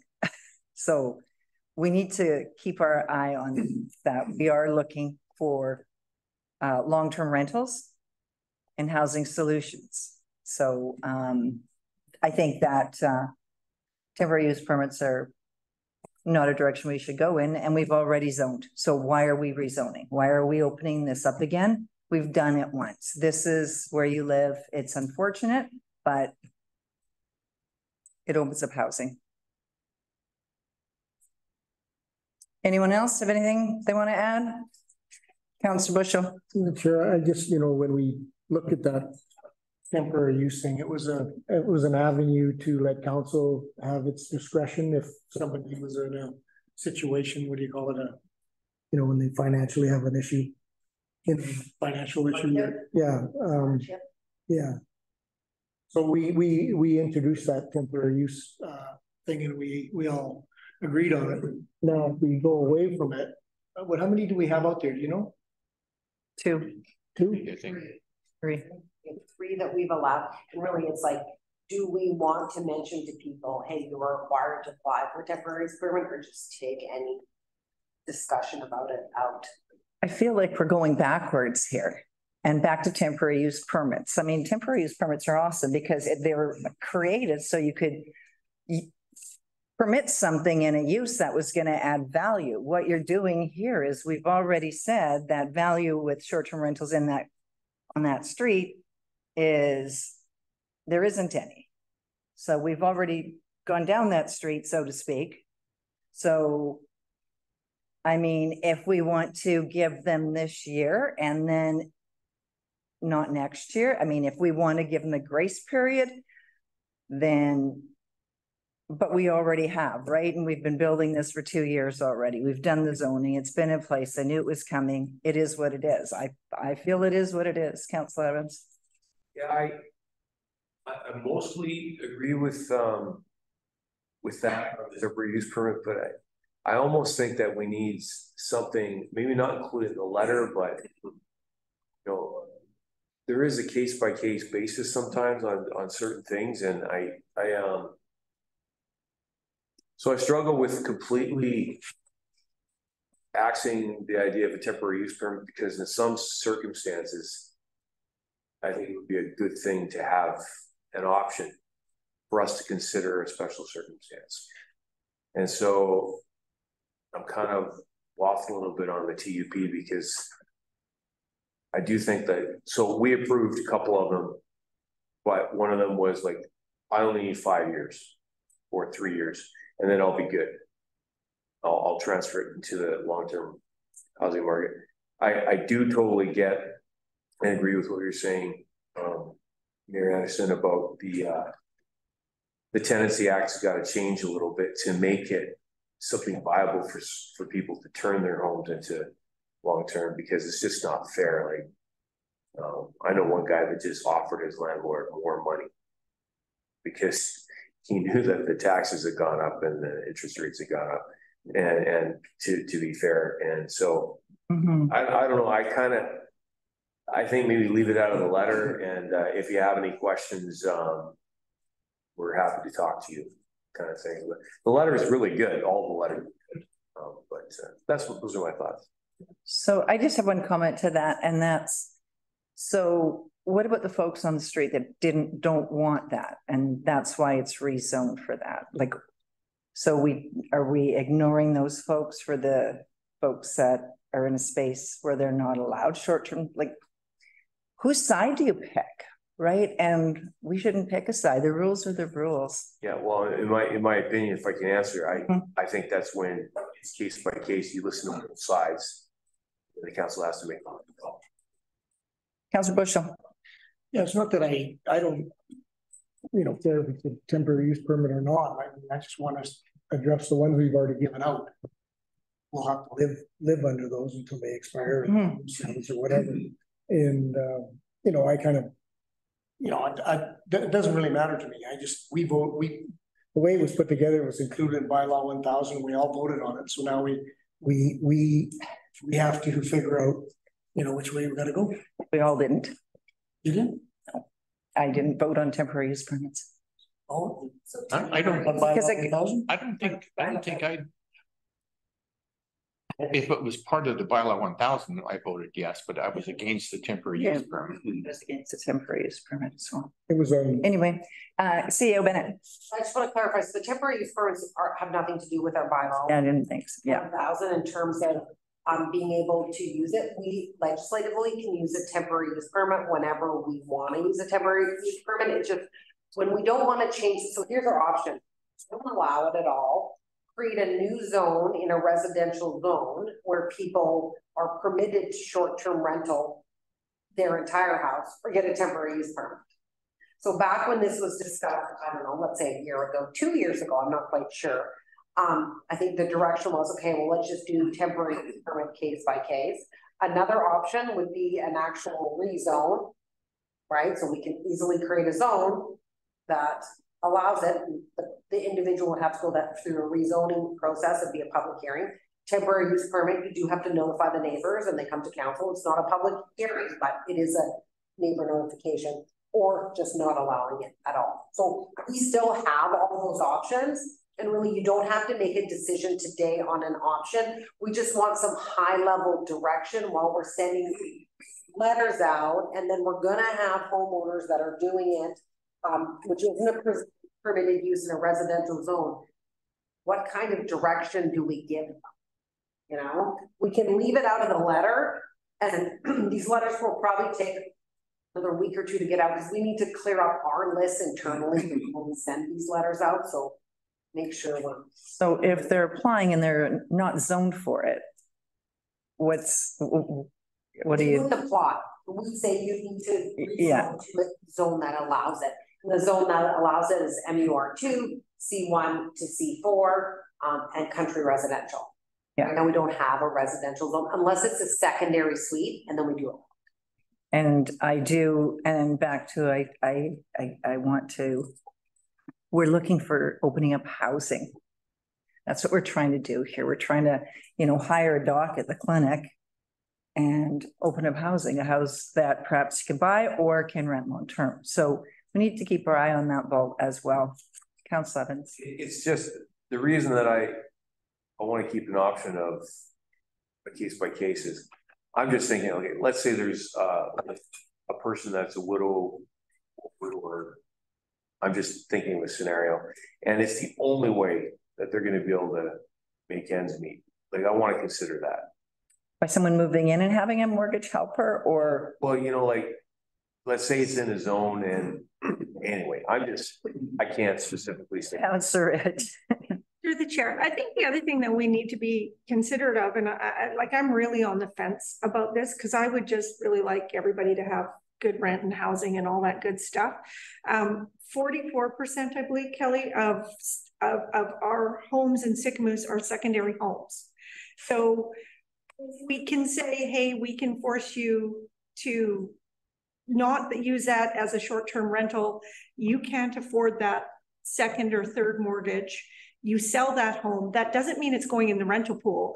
It's almost at 50% that it's going to be bought out from someone out of province, and it's going to sit empty. And when you talk to people, when I was at the Hyde Mountain Park development there were a few people that were there were more than a few that were out of town owners that said, we will not rent our houses out long term. We'll use them for short term, or we'll just leave them empty. So the other thing short-term rentals do bring into town is space for sledders. If I've got 10 guys coming in, and I absolutely want to support our hotels, I know a lot of our businesses.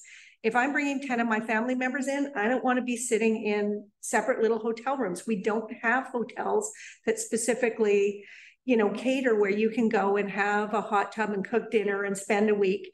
And a lot of the short-term rentals, people come in to go on vacation as a house. And so are we then pulling that out of our tourist dollars and people that are then going to go to Revelstoke and rent houses there instead of renting in Sickos? I don't know that.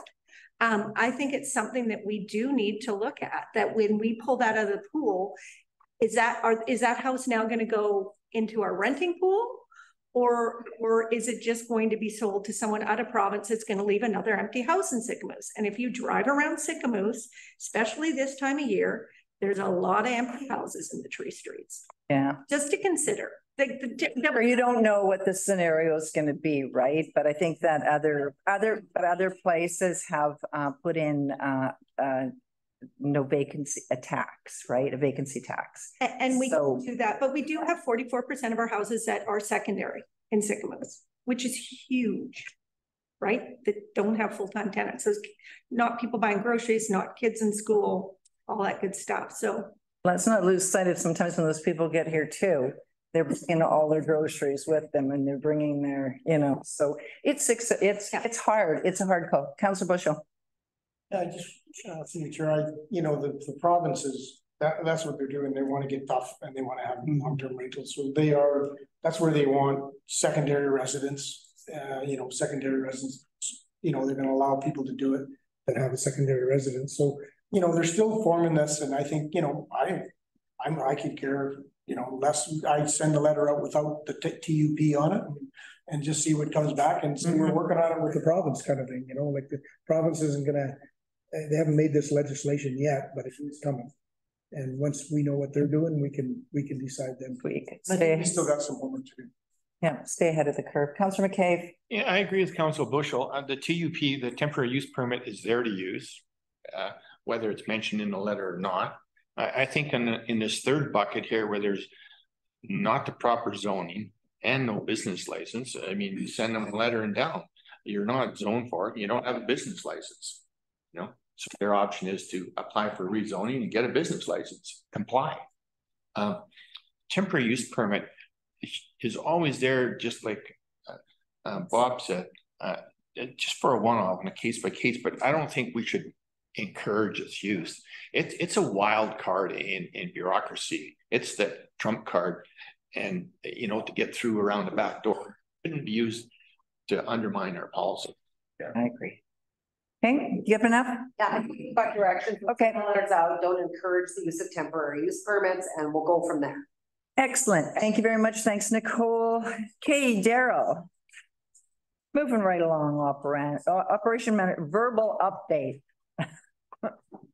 Does that mean, oh yeah, you have a slide presentation, right?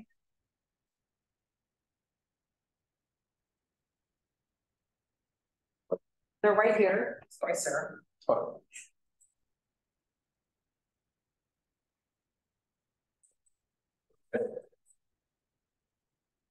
Yeah, I just want to whip through a few things that we're up to. Already kind of dreading the second slide. So yeah, what's an operations update? It's a small, meaningful exchange, largely listing municipal endeavors. This morning I came in, and for whatever reason, Oh my gosh. Smell me? No. Anyway, we'll move on. So the biofuel building is done. It's running. It's been producing heat since I think September 18th. We've got it fully commissioned now. It's all signed off. Defects have been addressed, and so I know there's a meeting here on Friday at 9, I think it is. If anybody would like to go right over there afterwards, I'll have things ready to do this work. We had EVAC, the Eagle Valley Arts Council, come in the last meeting, and they wanted more painted banners throughout the downtown. The green represents where they exist now. These are all doubles. They have 2, 4, 6, 8, 10. A total of 20. They came in and they asked for 30. So we've identified 5 more spots where we can put doubles on. I've got some quotes. They don't amount to that much. I've been in touch with them. I said, I'd bring it back to council. And if you guys are okay with this kind of a little art walk, you can go ahead and they can own that little area. Sound okay? Okay, pump track. So we're pushing ahead behind the scenes. We're trying to get some detail done on the drawings for landscape and seating areas and how that's all going to play out. We're getting some pricing on selective tree removal. There's less trees that need to come out than I first thought. So it's a really good news story. It'll be a track through the trees, truly. And we're getting some signage that's being designed now. We've got Captain working on it in-house to get some big splashy signs, something like this off the highway saying coming soon. So we'll look at doing that right away. So for this fall, I want to get that signage in place and I want to get some pricing for site prep done. Compel water main is. Carol, do you want us to wait or do you want to talk? Go ahead. So, sure, question. Councillor McCabe. Yeah, I hate to ask, I really do, but how about archaeological work on the pump track? So sorry for yeah, no, currently we have a number of our projects that have been listed and submitted with Terra. I don't remember the value. I'm thinking it was a $5,000 application last year that we submitted, and we listed a bunch of projects to put them under an umbrella. We own this land, and so I think a notification might be appropriate, but I don't expect we're going to have any problems. We're building up, digging in. Okay. Okay. Thank you.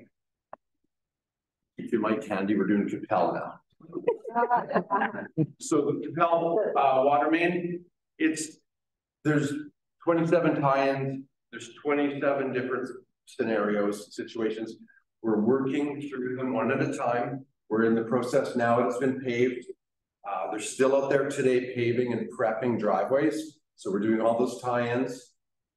There's been some comments made about the profile of the road kind of undulates if you look down from one end to the other. Shuswap was the same thing when we did Shuswap out when we paved that one. Nowadays, when the engineers sign off on these roads, they have to be compliant with a 1 in 100-year storm event. So we need to have a couple of low spots to direct the water to. There's a whole bunch of stuff that you don't see at the surface, but there's this stormwater plan needs to be achieved. So that's why the road looks a little different. It's lower in some spots where people were used to the road being at a certain height. Now it's a little bit lower. So what we've done to accommodate is we come a little bit higher up on their aprons and we just lessen that slope for them there. So we're, our target was not to have anything higher than 6-7% of a grade. So we've achieved that pretty much everywhere. So they're still doing the tie-ins. That'll probably go on for another couple of days, and then we've got some line painting and some signage to follow. Yeah. Municipal wastewater registration process. You've seen this slide before. This is a bunch of paperwork that we've done to submit our application. We're still working on the 2 yellow ones. Now the province told us they would be in touch with us within 120 days. And that clock started ticking at the beginning of September. So we're about halfway through. I expect to hear from them soon. We're just wrapping up like the emergency planning and the formal operating plans. So when we sit down with them, we can move through the next steps. That's moving on.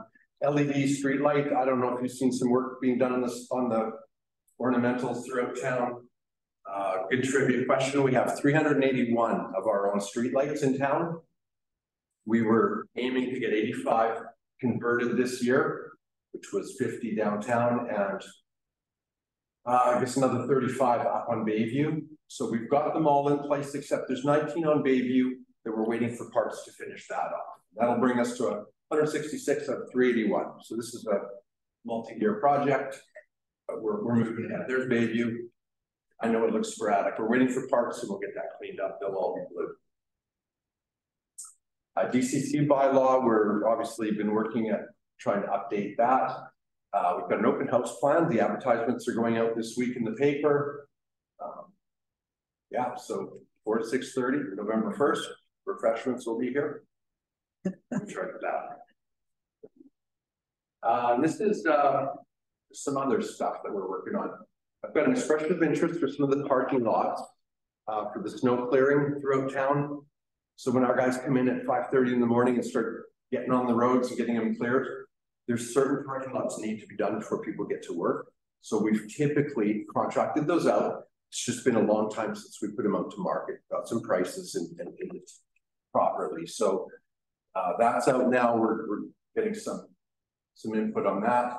An RFP for street sweeping is prepared and ready to go out. We're going to hit it early. I want to get somebody lined up. I don't want to hear, I'm not saying anybody in this room, but I don't want to hear any street sweeping complaints this year from out there. So we'll try and do it early.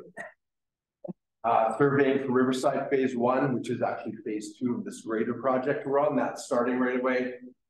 Fire hall's been painted if you haven't driven by. We did some shoulder widening at Grandview Shores and the Legacy right on Mare Lake Lane. So we've made another 5, 6, 7 spots. I think we'll sign it for small cars and maximize that little bit there. So that's what we did on the southeast part of Mare Lake Lane. Give us some more parking. And that's the fire hall.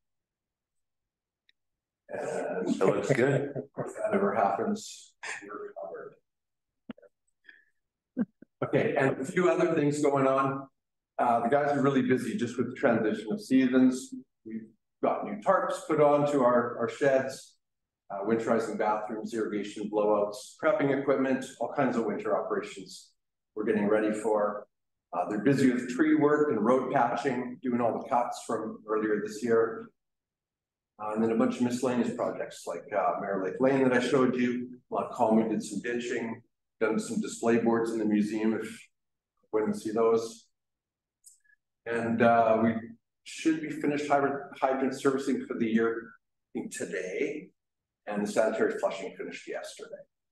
So lots going on over there. And then we had lots of calls, quite a few calls, for slowing down people by the dog park. So we got a couple of new signs there as well. And they're working. We actually put them up. And then within minutes, somebody came by, and they're pretty big signs. So we slowed right down. First thing you know, the guy behind him's honking at him. So we know the sign's working. That's great. Those are good to see. You know, people are unloading their dogs, and you know, dog sees a squirrel and boof, and you know, and there's lots of traffic backing up in there. So I was happy to see those. Go ahead, Councilor Beach. Maybe we should have a keep your dog on leash sign until they're in the park as well. Yeah, it did occur to me. No, but sometimes when you go to leash your dog, when you're taking it out of the vehicle, you know, not all well behaved. They're not. Councilor Rich. Through the chair. Daryl, whatever happened with the tents? I meant to see if the tent size ever changed, and we talked about selling a tent and getting a new couple of tents, and did it happen? Oh yeah. Okay. Yeah. I just did a couple tents out at the beach park next year. Yeah, I just don't know what. We did trade these. Okay. Big one person. Good to know. And is it easier? Yes. The answer? Councilor Bushel, it looks like you're afraid. And Daryl covered everything that I wanted to ask him. I was going to ask you how everything going well with the 14 lot subdivision of Tuma? You know, yeah, through the chair, they just did the water tie-in. They've moved a sample station for us yesterday. We have to go back and do a little remedial work because we're not going to be able to get to the new sample station until it gets built out properly. So, but yeah, short answer is it's moving. Yes. Thank you. Councilor McCabe. How long until we get a full load on our bioenergy plant? How long until it's self-sufficient that it makes money? When it makes money, I don't know. I guess we'd have to look at the model. I'm not sure. I think the model's built to be cost neutral, right? Yeah. Yeah. Although John Kinney did have some positive numbers that could work. I don't know. You know, we're going to be kind of learning as we go here. I think it's going to be fairly flat, fairly neutral. You know, shouldn't lose a lot, shouldn't make a lot. I think as we bring on more, then the potential's there to make a bit of money. And I know because we reviewed John's numbers, and there's a lot of assumptions made with the kilowatt hours used, and we really don't know what those are gonna be, so we're just gonna be starting to invoice. When will our first invoice go out? End of October, our first budget, so we'll be monitoring that to see really what are our true costs and revenues for that, so. But like Daryl said, it's pretty much gonna even out, I'm thinking. Councillor Bushel. Daryl, how many clients do we have? We just have the twin anchors. Do the other people hook up too? Yeah, we've got some in the wings that I want to say 2 of them have actually plumbed to be hooked up in the future. And so, you know, when they say go, we're going to be ready. So, you know, and back to I have a question, but back to which relates to smoke in the winter when you drive down Old Town Road. And the plant is full force. That whole little valley's covered in smoke, right? And all of those folks in there, I mean, that's every winter that they live in that. So the plus is all of those folks don't have to live in that for this winter. So that's healthier, cleaner air, more environmentally friendly. Making calls just on the smoke, and it's. Which kind of circles me back to, I had a conversation today with the fire chief about the ag land burn just east of town. And I'm fairly certain all of us can say yesterday we were not happy to see all the smoke in the air, and waking up in this morning and your first breath is of smoke in the air. And I think folks in the area are just sick and tired of smoke in the air. And I think I speak for a few folks that have talked to me. So I guess my question is, there was nothing we could do about chipping any of that, but is there an opportunity to chip and ship to the biofuel plant just to even decrease some of those piles that we occasionally clean? Like, through the chair, I wouldn't say it's impossible. I think you know, there's some really tight parameters around what'll burn properly, and it's, you know, moisture content and all that stuff. The way that we're set up right now, Fink has built this plant for us, and they'll run it for 2 years. So they're looking after bringing in the fuel product. Where they're sourcing it right now, I'm not even sure. I think it's in Enderby, but I've heard they might be getting loads from Revelstoke as well. So. You know, down the road, is there an option for some other creative waste? Probably. Something we'll have to look at in the next couple of years for sure. Well, I understand the worst of it is done. There's one more burn, probably, I don't know, I think in the next couple of days or something. But they're clearing a bunch of ag land, and that's why they're burning all of this. And they've got all their permits. It's all legal. It's all on the up and up. The fire departments are all noticed, just in case you're getting calls. But that's the scoop there. Oh, through the chair. Yeah, I did raise this earlier about how this was gonna be useful to us with all of our slash burning piles sitting around. I mean, there should be no slash burning, in my opinion, being done in our forest or on our ag. And I know the ag that we're talking about, that's all really wet, fresh clearing, because I lived out there this summer, and it's smoky. When you try to burn that stuff, it's the worst, right? So I feel like we have signed on to something where that supply is coming from outside our community, but it doesn't mean that we shouldn't be planning to take our own local piles of slash and make arrangements to dry them or get them prepared to be chipped and put into our own biofuel system. I think we need to look at that, because ultimately we can manage all of our waste through a system like that, and we should be trying to do that, not on taking other people's waste. So I know that this is the setup and we've signed on to it, but I just think we should be looking at at managing it ourselves and using our own forecast. Carol, did you want to comment on that? I think these are good comments and questions. Friday 9:30, we can all head over there. Let's talk to Burkhart. He's sold and built many of these plants all over the place, and yeah, I've got some questions around that as well. And yesterday the conditions were just right too. It was getting cold and that heat, it just hung in the air. It was gross. It was really gross.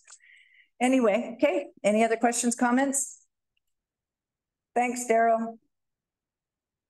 Okay, the Okanagan Basin Water Board and Quagga-Mussel Strategy Advocacy for Moratorium of Out of Province.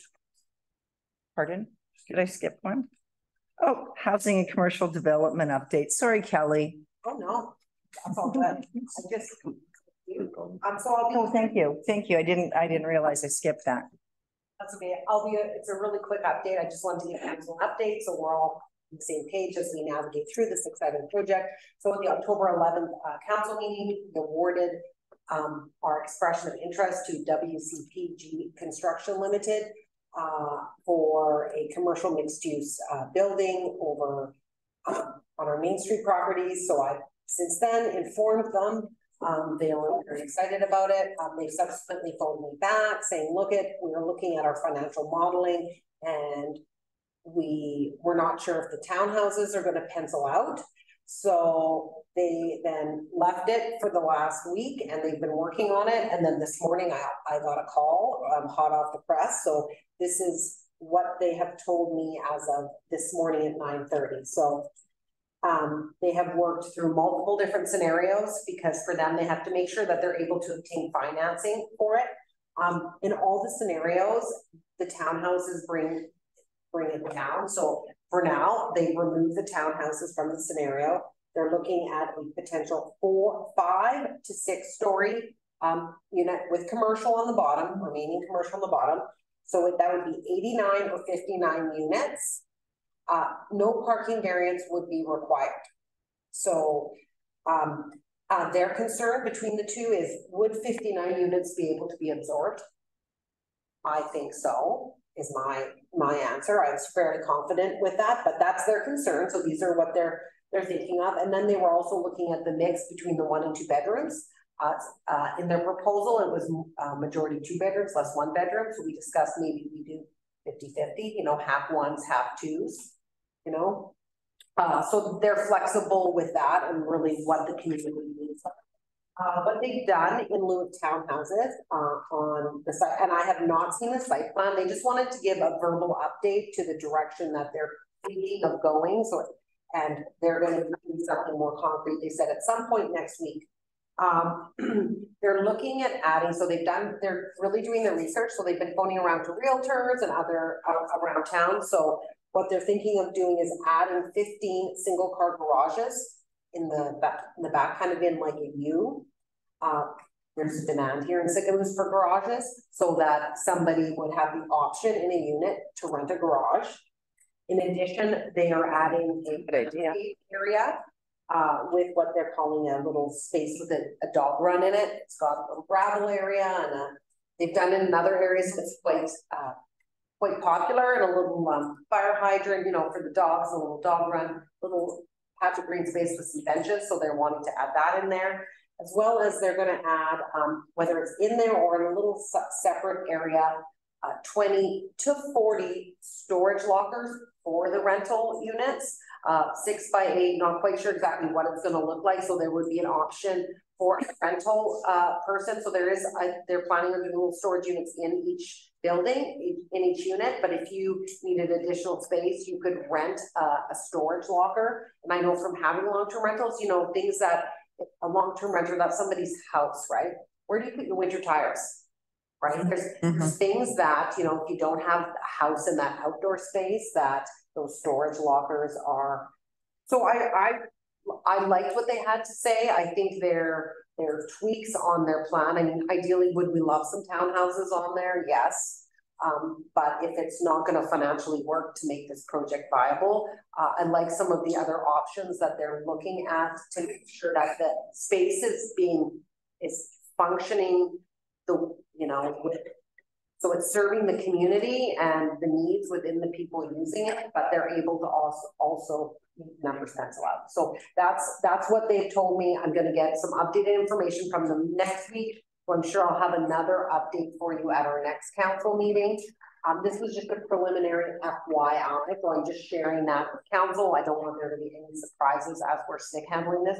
Another thing I mentioned was a unit, that we'd like a unit in there too in our discussions, saying that we had previously wanted some local, like a 1-bedroom within our medical facility. We want to save that space for medical. So we'd like a unit. And he said, you know, I don't see a problem. We could do a furnished 1-bedroom, give you a preferred rate. And I said, free. And he said, yeah, this didn't work. So I think, you know, there's definitely that we can negotiate. So that was our discussion today. That's awesome. That sounds really positive, Kelly. Thank you. And further to that, just to let all of council know, following UBCM, the mayor and I had a meeting with a Zoom meeting with Lisa Helps, who is the housing advisor for BC Build. And so we went over our project and ways where they could potentially help us. I'm not sure if they're really able to at this far. We're so far down the pathway.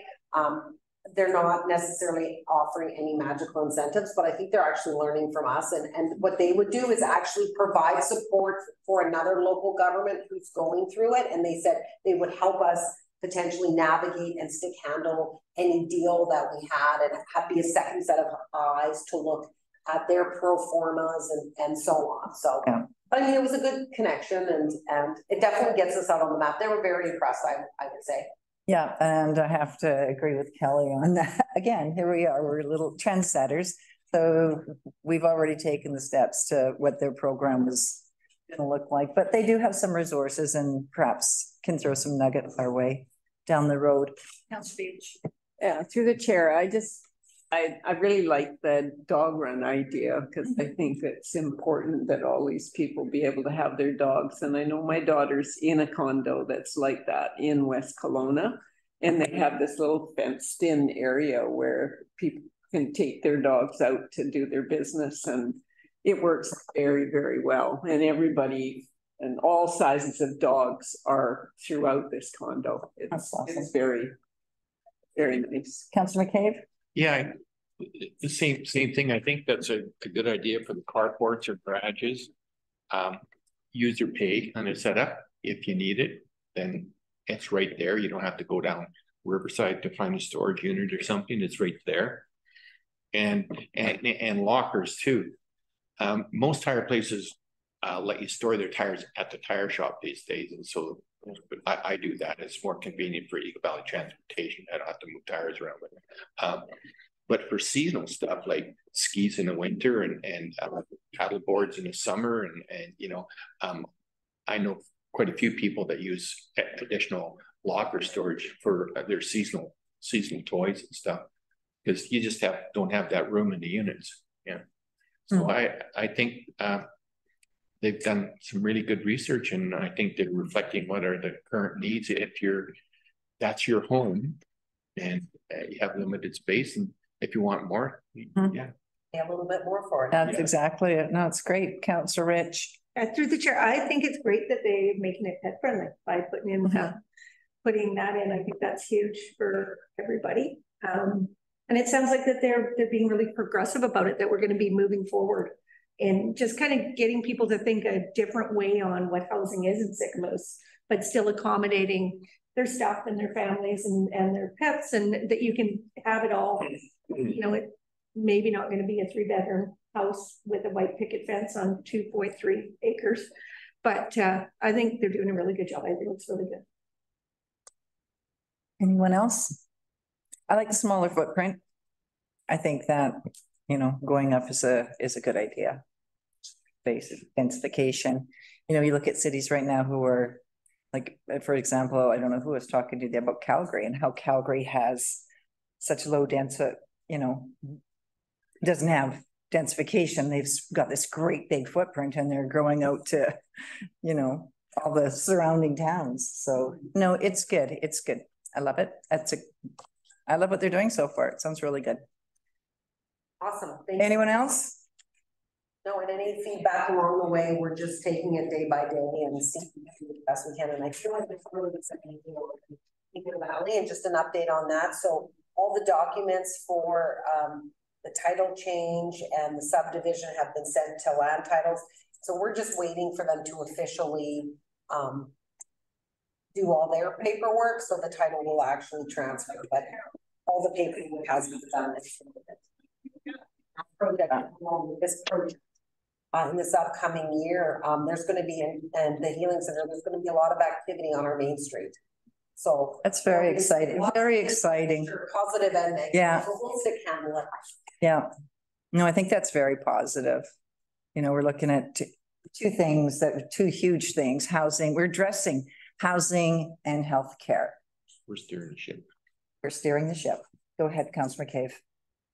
The one negative that we might come up with this new commercial one is the price point for the rental units, because it's a private development and they're working backwards on that. So the last thing we're going to know is the price point, and it's going to be probably going to. I'm thinking, I don't want to sound negative, probably going to come in high, and then we're going to have to go back to a developer and say, okay, you know, you got to somehow find some savings and bring that cost unit down to keep the rent reasonable. I think we will probably find ourselves in that situation. I mean, this is a good news story. Don't get me wrong. I think that's great that we bought the property. We're taking control of our own destiny. We're creating housing. That's great. But that's just one hurdle we'll have to face down the road, is the price point and the cost of the units. And I'm just going to make a comment that Kelly, maybe Kelly, you can comment on, is the DCCs and the government looking at the program that will give us that money back or take down the unit. The government will assist with the unit cost. Yes, as well. So yeah, so talking to Lisa, so some things that this developers asked for, like the DCCs and tax exemption. So we have applied for that housing accelerator fund, and the whole purpose of that is to reimburse us for when we're providing incentives for housing. So we haven't, and Lisa was going to follow up to see where we were on that, to make sure that if we're approved, I think we can get up to $1 million to then offset our incentives. So we're not actually losing anything. So that is still going on in the background as well as we're having these discussions. Thanks, Kelly. Councillor Rich. I think we are savior. Yeah, that triggered that. Yeah. Councillor Rich. Through the chair, and I think the other big thing here is communication, that this is not hard to house or obtainable housing. It's probably going to be market value housing, and that we spend a lot of time communicating that back between the seniors and this. We're looking at 100 units in Sycamore. So as we put that on the market, rents may start to settle down a little bit in Sycamore. And then that makes it more obtainable for people. But this isn't you know, where we're funded by the government to put housing in, and people are expecting to get, you know, the BC government says you should be paying 30% of your income to housing. That should be your top line. It doesn't exist. I mean, if you rented a house today in Sycamore, a 3-bedroom house in Sycamore is, you know, $2,700 right now, anywhere in Sycamore. So I think one of the big things on our end is we just really need to put that out there, that this is not a government funded housing unit. This is somewhere where we're creating more housing to hopefully free up housing in Sycamore, and then hopefully we get some outfall from that, and just really putting a lot of time in continuing to say to people that's what this is. I think that's really important on our side. Councillor McCabe. I agree 100%. Yeah. We have to really promote market rental housing. We're creating a larger rental pool that's value.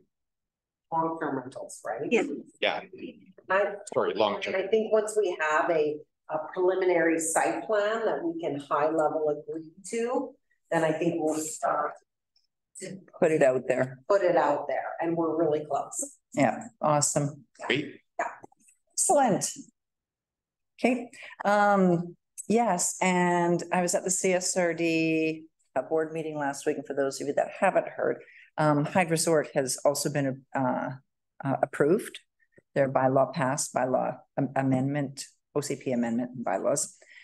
So they will have 56 housing units there as well. So between Revy and Salmon Arm, we're looking at 150 units in rentals, so, or ownership. So that's pretty significant in our area. And I really think that we do a good job. So we're getting there, right? Okay, moving right along. Quagga and zebra mussels. Okanagan-based water board strategy. Advocacy for moratorium on out-of-province watercraft. So this came to the Okanagan watershed. This was presented or discussed. I think, Gord, you sent us something that Vernon Council was talking about it as well, which is, you know, kind of the same feeling that I have. Sure, don't want mussels in our lakes because now the maintenance, they've revisited that, and it could be 64 to 123 million per year to manage them. And that's not going to be the government paying that. That's probably going to be small business. So any business owners on the water or handed down in tax of some sort. So it's an expensive problem for the province to have. But banning boats coming into BC is a tourism issue, and that's an expensive rule to put in place. So you want to support it, but you want to figure out a solution as to how this will work for tourism, because we have a lot of Alberta tourism. A lot of Albertans and British Columbians go into Idaho, which was where, you know, they found, I mean, Idaho is a big vacation destination for folks in this area. So there has to be another solution. So I think putting our heads together with other councils and watersheds, perhaps we come up with a solution that doesn't affect our tourism, but that money still needs to go out to the borders. It needs to all be stopped at the borders. So perhaps they look at when you're crossing from, you know, Canada or from US into Canada, that's a checkpoint there. We need to come up with some solutions because this one's, I don't think, going to work. Councillor Beach and Councillor McCabe. Yeah, through the chair. You know, obviously we all rely on the tourism. I think that probably why the Okanagan Basin decided to do this, though, at this time, at the end of their lake season, is to try and get, because the government doesn't seem to really take things seriously until you know, shove it in their face and really sort of make your point strongly, and which is why Vernon is also considering it.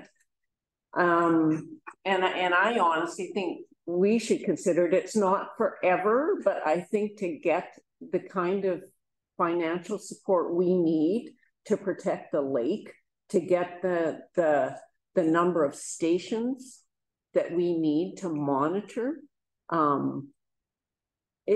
we have to force that, because I feel like sometimes you just have to step up and really take a big stance that makes the government stop and take stock of, you know, like if all the lake communities were to say, we're putting a moratorium on out of province boats, I don't think the province would like that one iota. I think that they would say, okay, why are you doing that? Well, because, you know, if we don't, we're going to end up with this mussel in our lakes, and our tourism is going to go for crap anyways, right? I think that's kind of what they're trying to do, is to make the province step up the enforcement and the monitoring and start putting funding into us locally. Councillor McCabe. Yeah, it needs to be a game changer. I agree. It needs to be way funded way better. And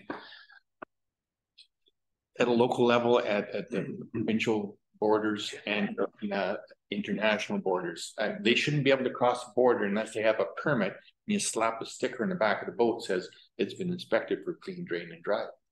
They shouldn't be able to use a boat launch unless they have a permit saying they're inspected and clean, dry, drained, and dry. I mean, that takes enforcement. That means someone, you know, we have summer students at the boat launches checking to see if they got a sticker that they've been checked, clean, drained, and dry. I mean, it takes money. It takes a different mindset from the government. Don't cross provincial borders or international borders without a permit. Permit doesn't have to cost any money. The permit is just for tracking purposes, just to show that you've gone through the process. Councillor Rich. Through the chair, yeah, I absolutely think that we need the provincial government and the federal government to step up. But I think right now we actually have to look at ourselves. And I don't know if that's the mayors on Shuswap Lake getting together and saying, hey, how are we going to manage this? We do have a part-time bylaw student, I think, is student person that comes.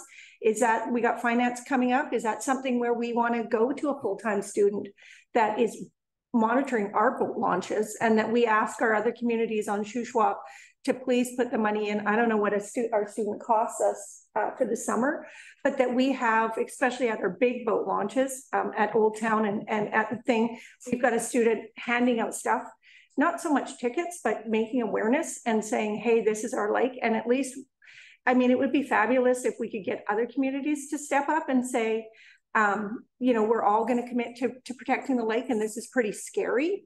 And I think we have to petition federal and provincial to stop at the borders, but I think we can't wait for that. I think we need to maybe look at having someone at our boat launches coming up in the summer, spreading awareness, and at least we're looking after our stuff, and that we start, you know, talking to the other communities on Shuswap. We're not going to stop every boat launch, but I think awareness is going to be a huge thing. I don't honestly think anybody wants to bring mussels into the Shuswap. Like, I don't think they're doing it on purpose.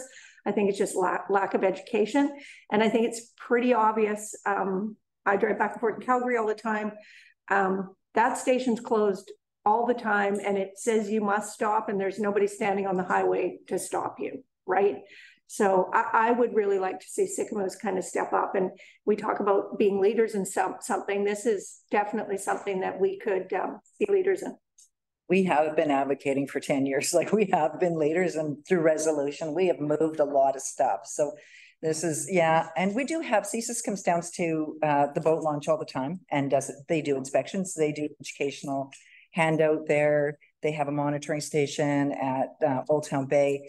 So we're a marina-wise, we're a mussel-wise marina. So, and I have shared this with a lot of marinas. So we have been reaching out a lot. I think Sheila had students down at the, 1 year down at the, so, and there are signs. We've got lots of signage around that says invasive species, beware. So I don't know if the launch is too far into this process already. And for someone to tell a student that, yeah, no, I'm clean, drained, dried, you know, I think it still has to be at the border where we're stopping them. They need to go be quarantined, or they need to be cleaned. It's bringing it in. It's got to be before it hits the province. So we just need to get the funding, and we need to make the threats. Absolutely. Councillor Bushel.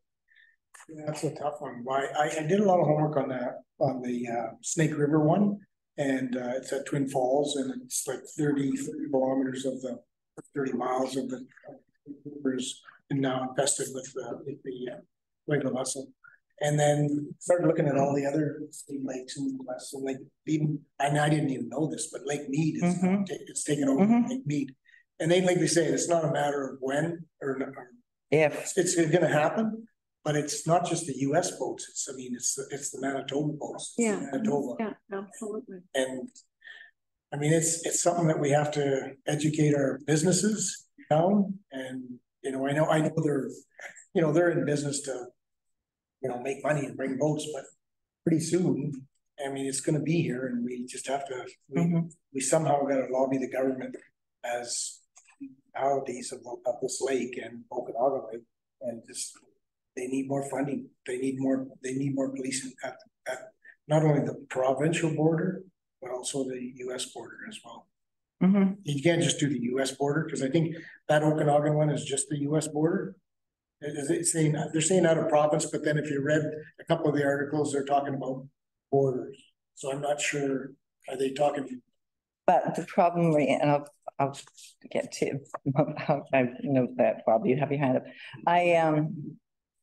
Kukanusa. I mean, that lake goes from Canada to the US. There is, unless you're stopping someone on the boat ramp at Sunshine Houseboats, that's a challenge. Councillor Evans. I was just gonna say, I think that at Silga, we gotta bring it up again and really get as many municipalities as we can to really push for the border control. With an employee stopping people and you can't get into BC in like 24 hours a day in the summer. And it's worth it. Well, it's going to cost the government more not to do it, right? Councillor Page. Yeah. Through the chair. I think we can do a lot here, but there's a seriousness to this that has to be impressed on provincial governments so that we get the funding and we get them before they get here. We do have to beef it up locally, all of us, we do. I like the idea of getting together with Shuswap Lake communities and working together, but it has to be a strong lobby to get the government to actually do something more than they're doing about keeping it out of our lakes. And it isn't as easy to find as finding a mussel. I realize now that when a dog has to sniff it out because everyone else has missed it, then we've got, we really need to work hard on building a plan and funding it properly so that communities also have dogs that can check, and smell out the mussel if it isn't obvious. It's a serious issue for us because this is our economy, Yeah. And everybody's the same around our freshwater lakes. Councillor Bushel. Maybe we should, how as you work up to UBCM, some municipalities put together a letter and they send it out to all municipalities that are looking for support. Do we need to start that early, with Silga and UBCM and get it out to all municipalities and, maybe have a link, maybe it's an email that comes in and there's a link to a video. There's some of those videos that I watched in the US are scary. Like how bad the beaches are, Yeah. It could be another way, I guess. Councillor McCabe. That's kind of along Gord's line there. Good. Okay. CAO Bennett. Yeah, can I just ask a question for clarity? So, Councillor Beach is talking about, we'll all get together along the Shuswap Lake. Well, isn't that what the Shuswap Watershed Council does? So there's they educate and. Yeah, you're correct. And they do. And they bring the board together. And even, when we met with John and Kevin the other day, we said, let's bring this particular topic to the CSRD as well. So, yeah. Yeah, just can I clarify? I mean, they do, and that needs to be continued. Yeah. But we need to do more, and we need to be really pushing something that's going to force the government to actually take this seriously and fund what we need and to catch them at the borders, catch them before they get to our lakes. That was my point. You know whose support we really need on this is Splat Scene and the bands, because they're caretakers of the land, so, and they do have the province's ear. And this does affect everything that they believe into their core. So perhaps we reach out to BC bands, and have this discussion or share our concerns, or maybe, they'll be able to get funding that we probably can't get. So perhaps that's a direction that we should look at going. Maybe we need to start there and see if we can have a louder voice from our First Nations partners. Notes here, yeah. Okay, so do we need? No, I know, I totally understand. I totally. Points kind of, you know. Do we need we can't make a resolution. Do we need just direct staff? Sounds like, you know, there's some kind of letter that wants to be drafted, to the details to work out, but about more enforcement from a provincial letter at our borders as it relates to zebra mussels, and get that out there to communities, some kind of, do be a little bit louder, and then reach out to our First Nations partners. So it'll be on the list, and start kind of brainstorming, drafting some stuff up and an approach. So we'll bring something back at a future meeting. Yeah, okay. Councillor McCabe. Slightly off topic, but in the report, they dumped 116,000 liters of pesticide into that river. That just killed everything for 26 kilometers stretch, like not just the invasive species, but Everything might have been running, or just everything. I mean, there's no way to eradicate zebra mussel unless you kill everything. It's like killing cancer, you're killing everything else. Yep, too. Absolutely. Yeah. And I don't know, and maybe more research into how to get rid of them. You know, maybe we need to get a batch of zebra mussels into some sort of environmental lab and go to town on them. Like, I don't know if there's money spent on trying to figure out how to kill them, or I have no idea. Go ahead, Councillor Beach. I guess one should never assume that, but you'd think for the size of this problem that someone would have tried to figure out how to go. I'm gonna go with it sitting in a lab somewhere and someone's working on it. Okay. Hey, all right. Anything else? Okay, let's go into council reports. Councillor, is that where we're going now? Yes, it is. Put my glasses on. Councillor Evans. Yeah, well, I will go to 2-day Okanagan Regional Library strategic session for you as your representative, and figure out how to make the library better. Coming up soon. I enjoyed the lunch we had last week with Splatine, and it was good. Excellent. Councillor Rich. With the splat scene was great, and yeah, pretty quiet 2 weeks besides that. Councillor Bushel. Yeah, for me, it was pretty quiet because I was away. We attended the Chamber of Commerce. Had a council, I guess. No, it was just it was just a session with the Chamber of Commerce and went really well. Development and planning meeting, we held off the last meeting, but we did take the opportunity to meet with Kelly and Nicole and Ian and I, and we went through some mobile home RV1, RVP2 zonings, and just kind of trying to, look at all the different scenarios there with the two zones or two park model units that we have over here. So yeah, that was interesting. And then Splatson was, pretty interesting hearing what they had to say and who was running and who wasn't running. And yeah, it's kind of interesting. Thank you. Thank you, Councillor McKay. Yeah, same thing. Met with Splatson and thanks Kelly for taking minutes and distributing the minutes and following up an action plan to pull all the documents together, that all the studies we've had on the channel. I think there was five different studies. Think of what else more we could study there. But yeah, that's about it. And thanks Kelly for getting on top of that and distributing that so quick. Thank you. Councillor Beach.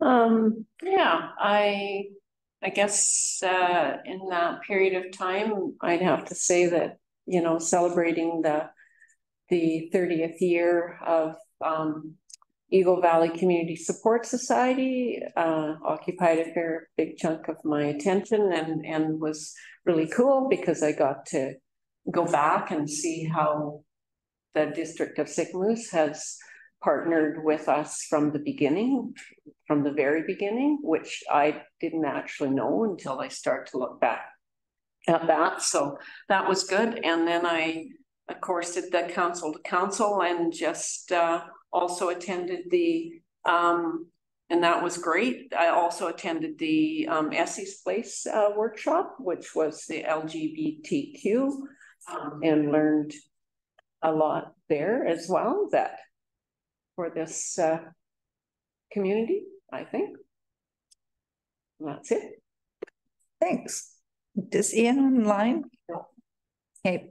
I had CSRD board meeting last week, so the rail trail crossing bylaws were given third reading and permit. There's some changes that we'd asked for, so they'll be up. We'll update at the next council meeting. There wasn't enough time.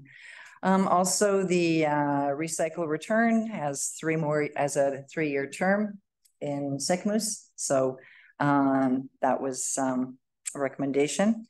And CSRD endorsed recommendation for the bus stop, PWT to stop. So the CSRD has endorsed that.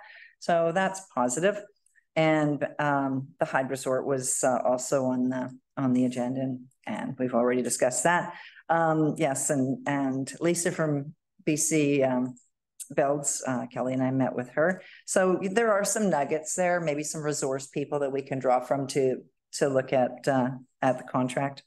I hooked up with Carly last week as well, and I'm looking forward to her next report. She's got a lot of exciting things on the go, ECDEV wise, as well as tourism. So I'm really looking forward to her next presentation.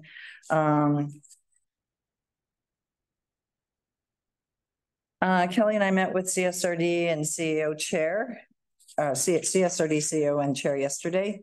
Had an update on the rail trails. So we are waiting for Splatsine to have their election before we can really move forward with the rail trails. So it is not the CSRD or anyone holding us up. It's our partners who are missing some key players that are holding us up right now. We discussed the arena schedule, and very happy that Daryl will be working with Derek Sutherland, and Derek's amazing. He was the CEP for all the fire all the fire issues over on the North Shoe. So he's going to be working with Daryl will be working with Derek as Darcy Mooney has moved on. And Jeff Fiocco will be reporting to Derek. So it's a whole new dynamics in there, and there's a whole bunch of chair shuffles. So we'll see how that all works out. FCS30 Cow tomorrow, and on Friday the Legion Poppy campaign kicks off. So that's what I'm up to and have been up to. And of course I was at the Splatsine at the council, all that. And we have 15 minutes. Does anyone have any questions in the gallery?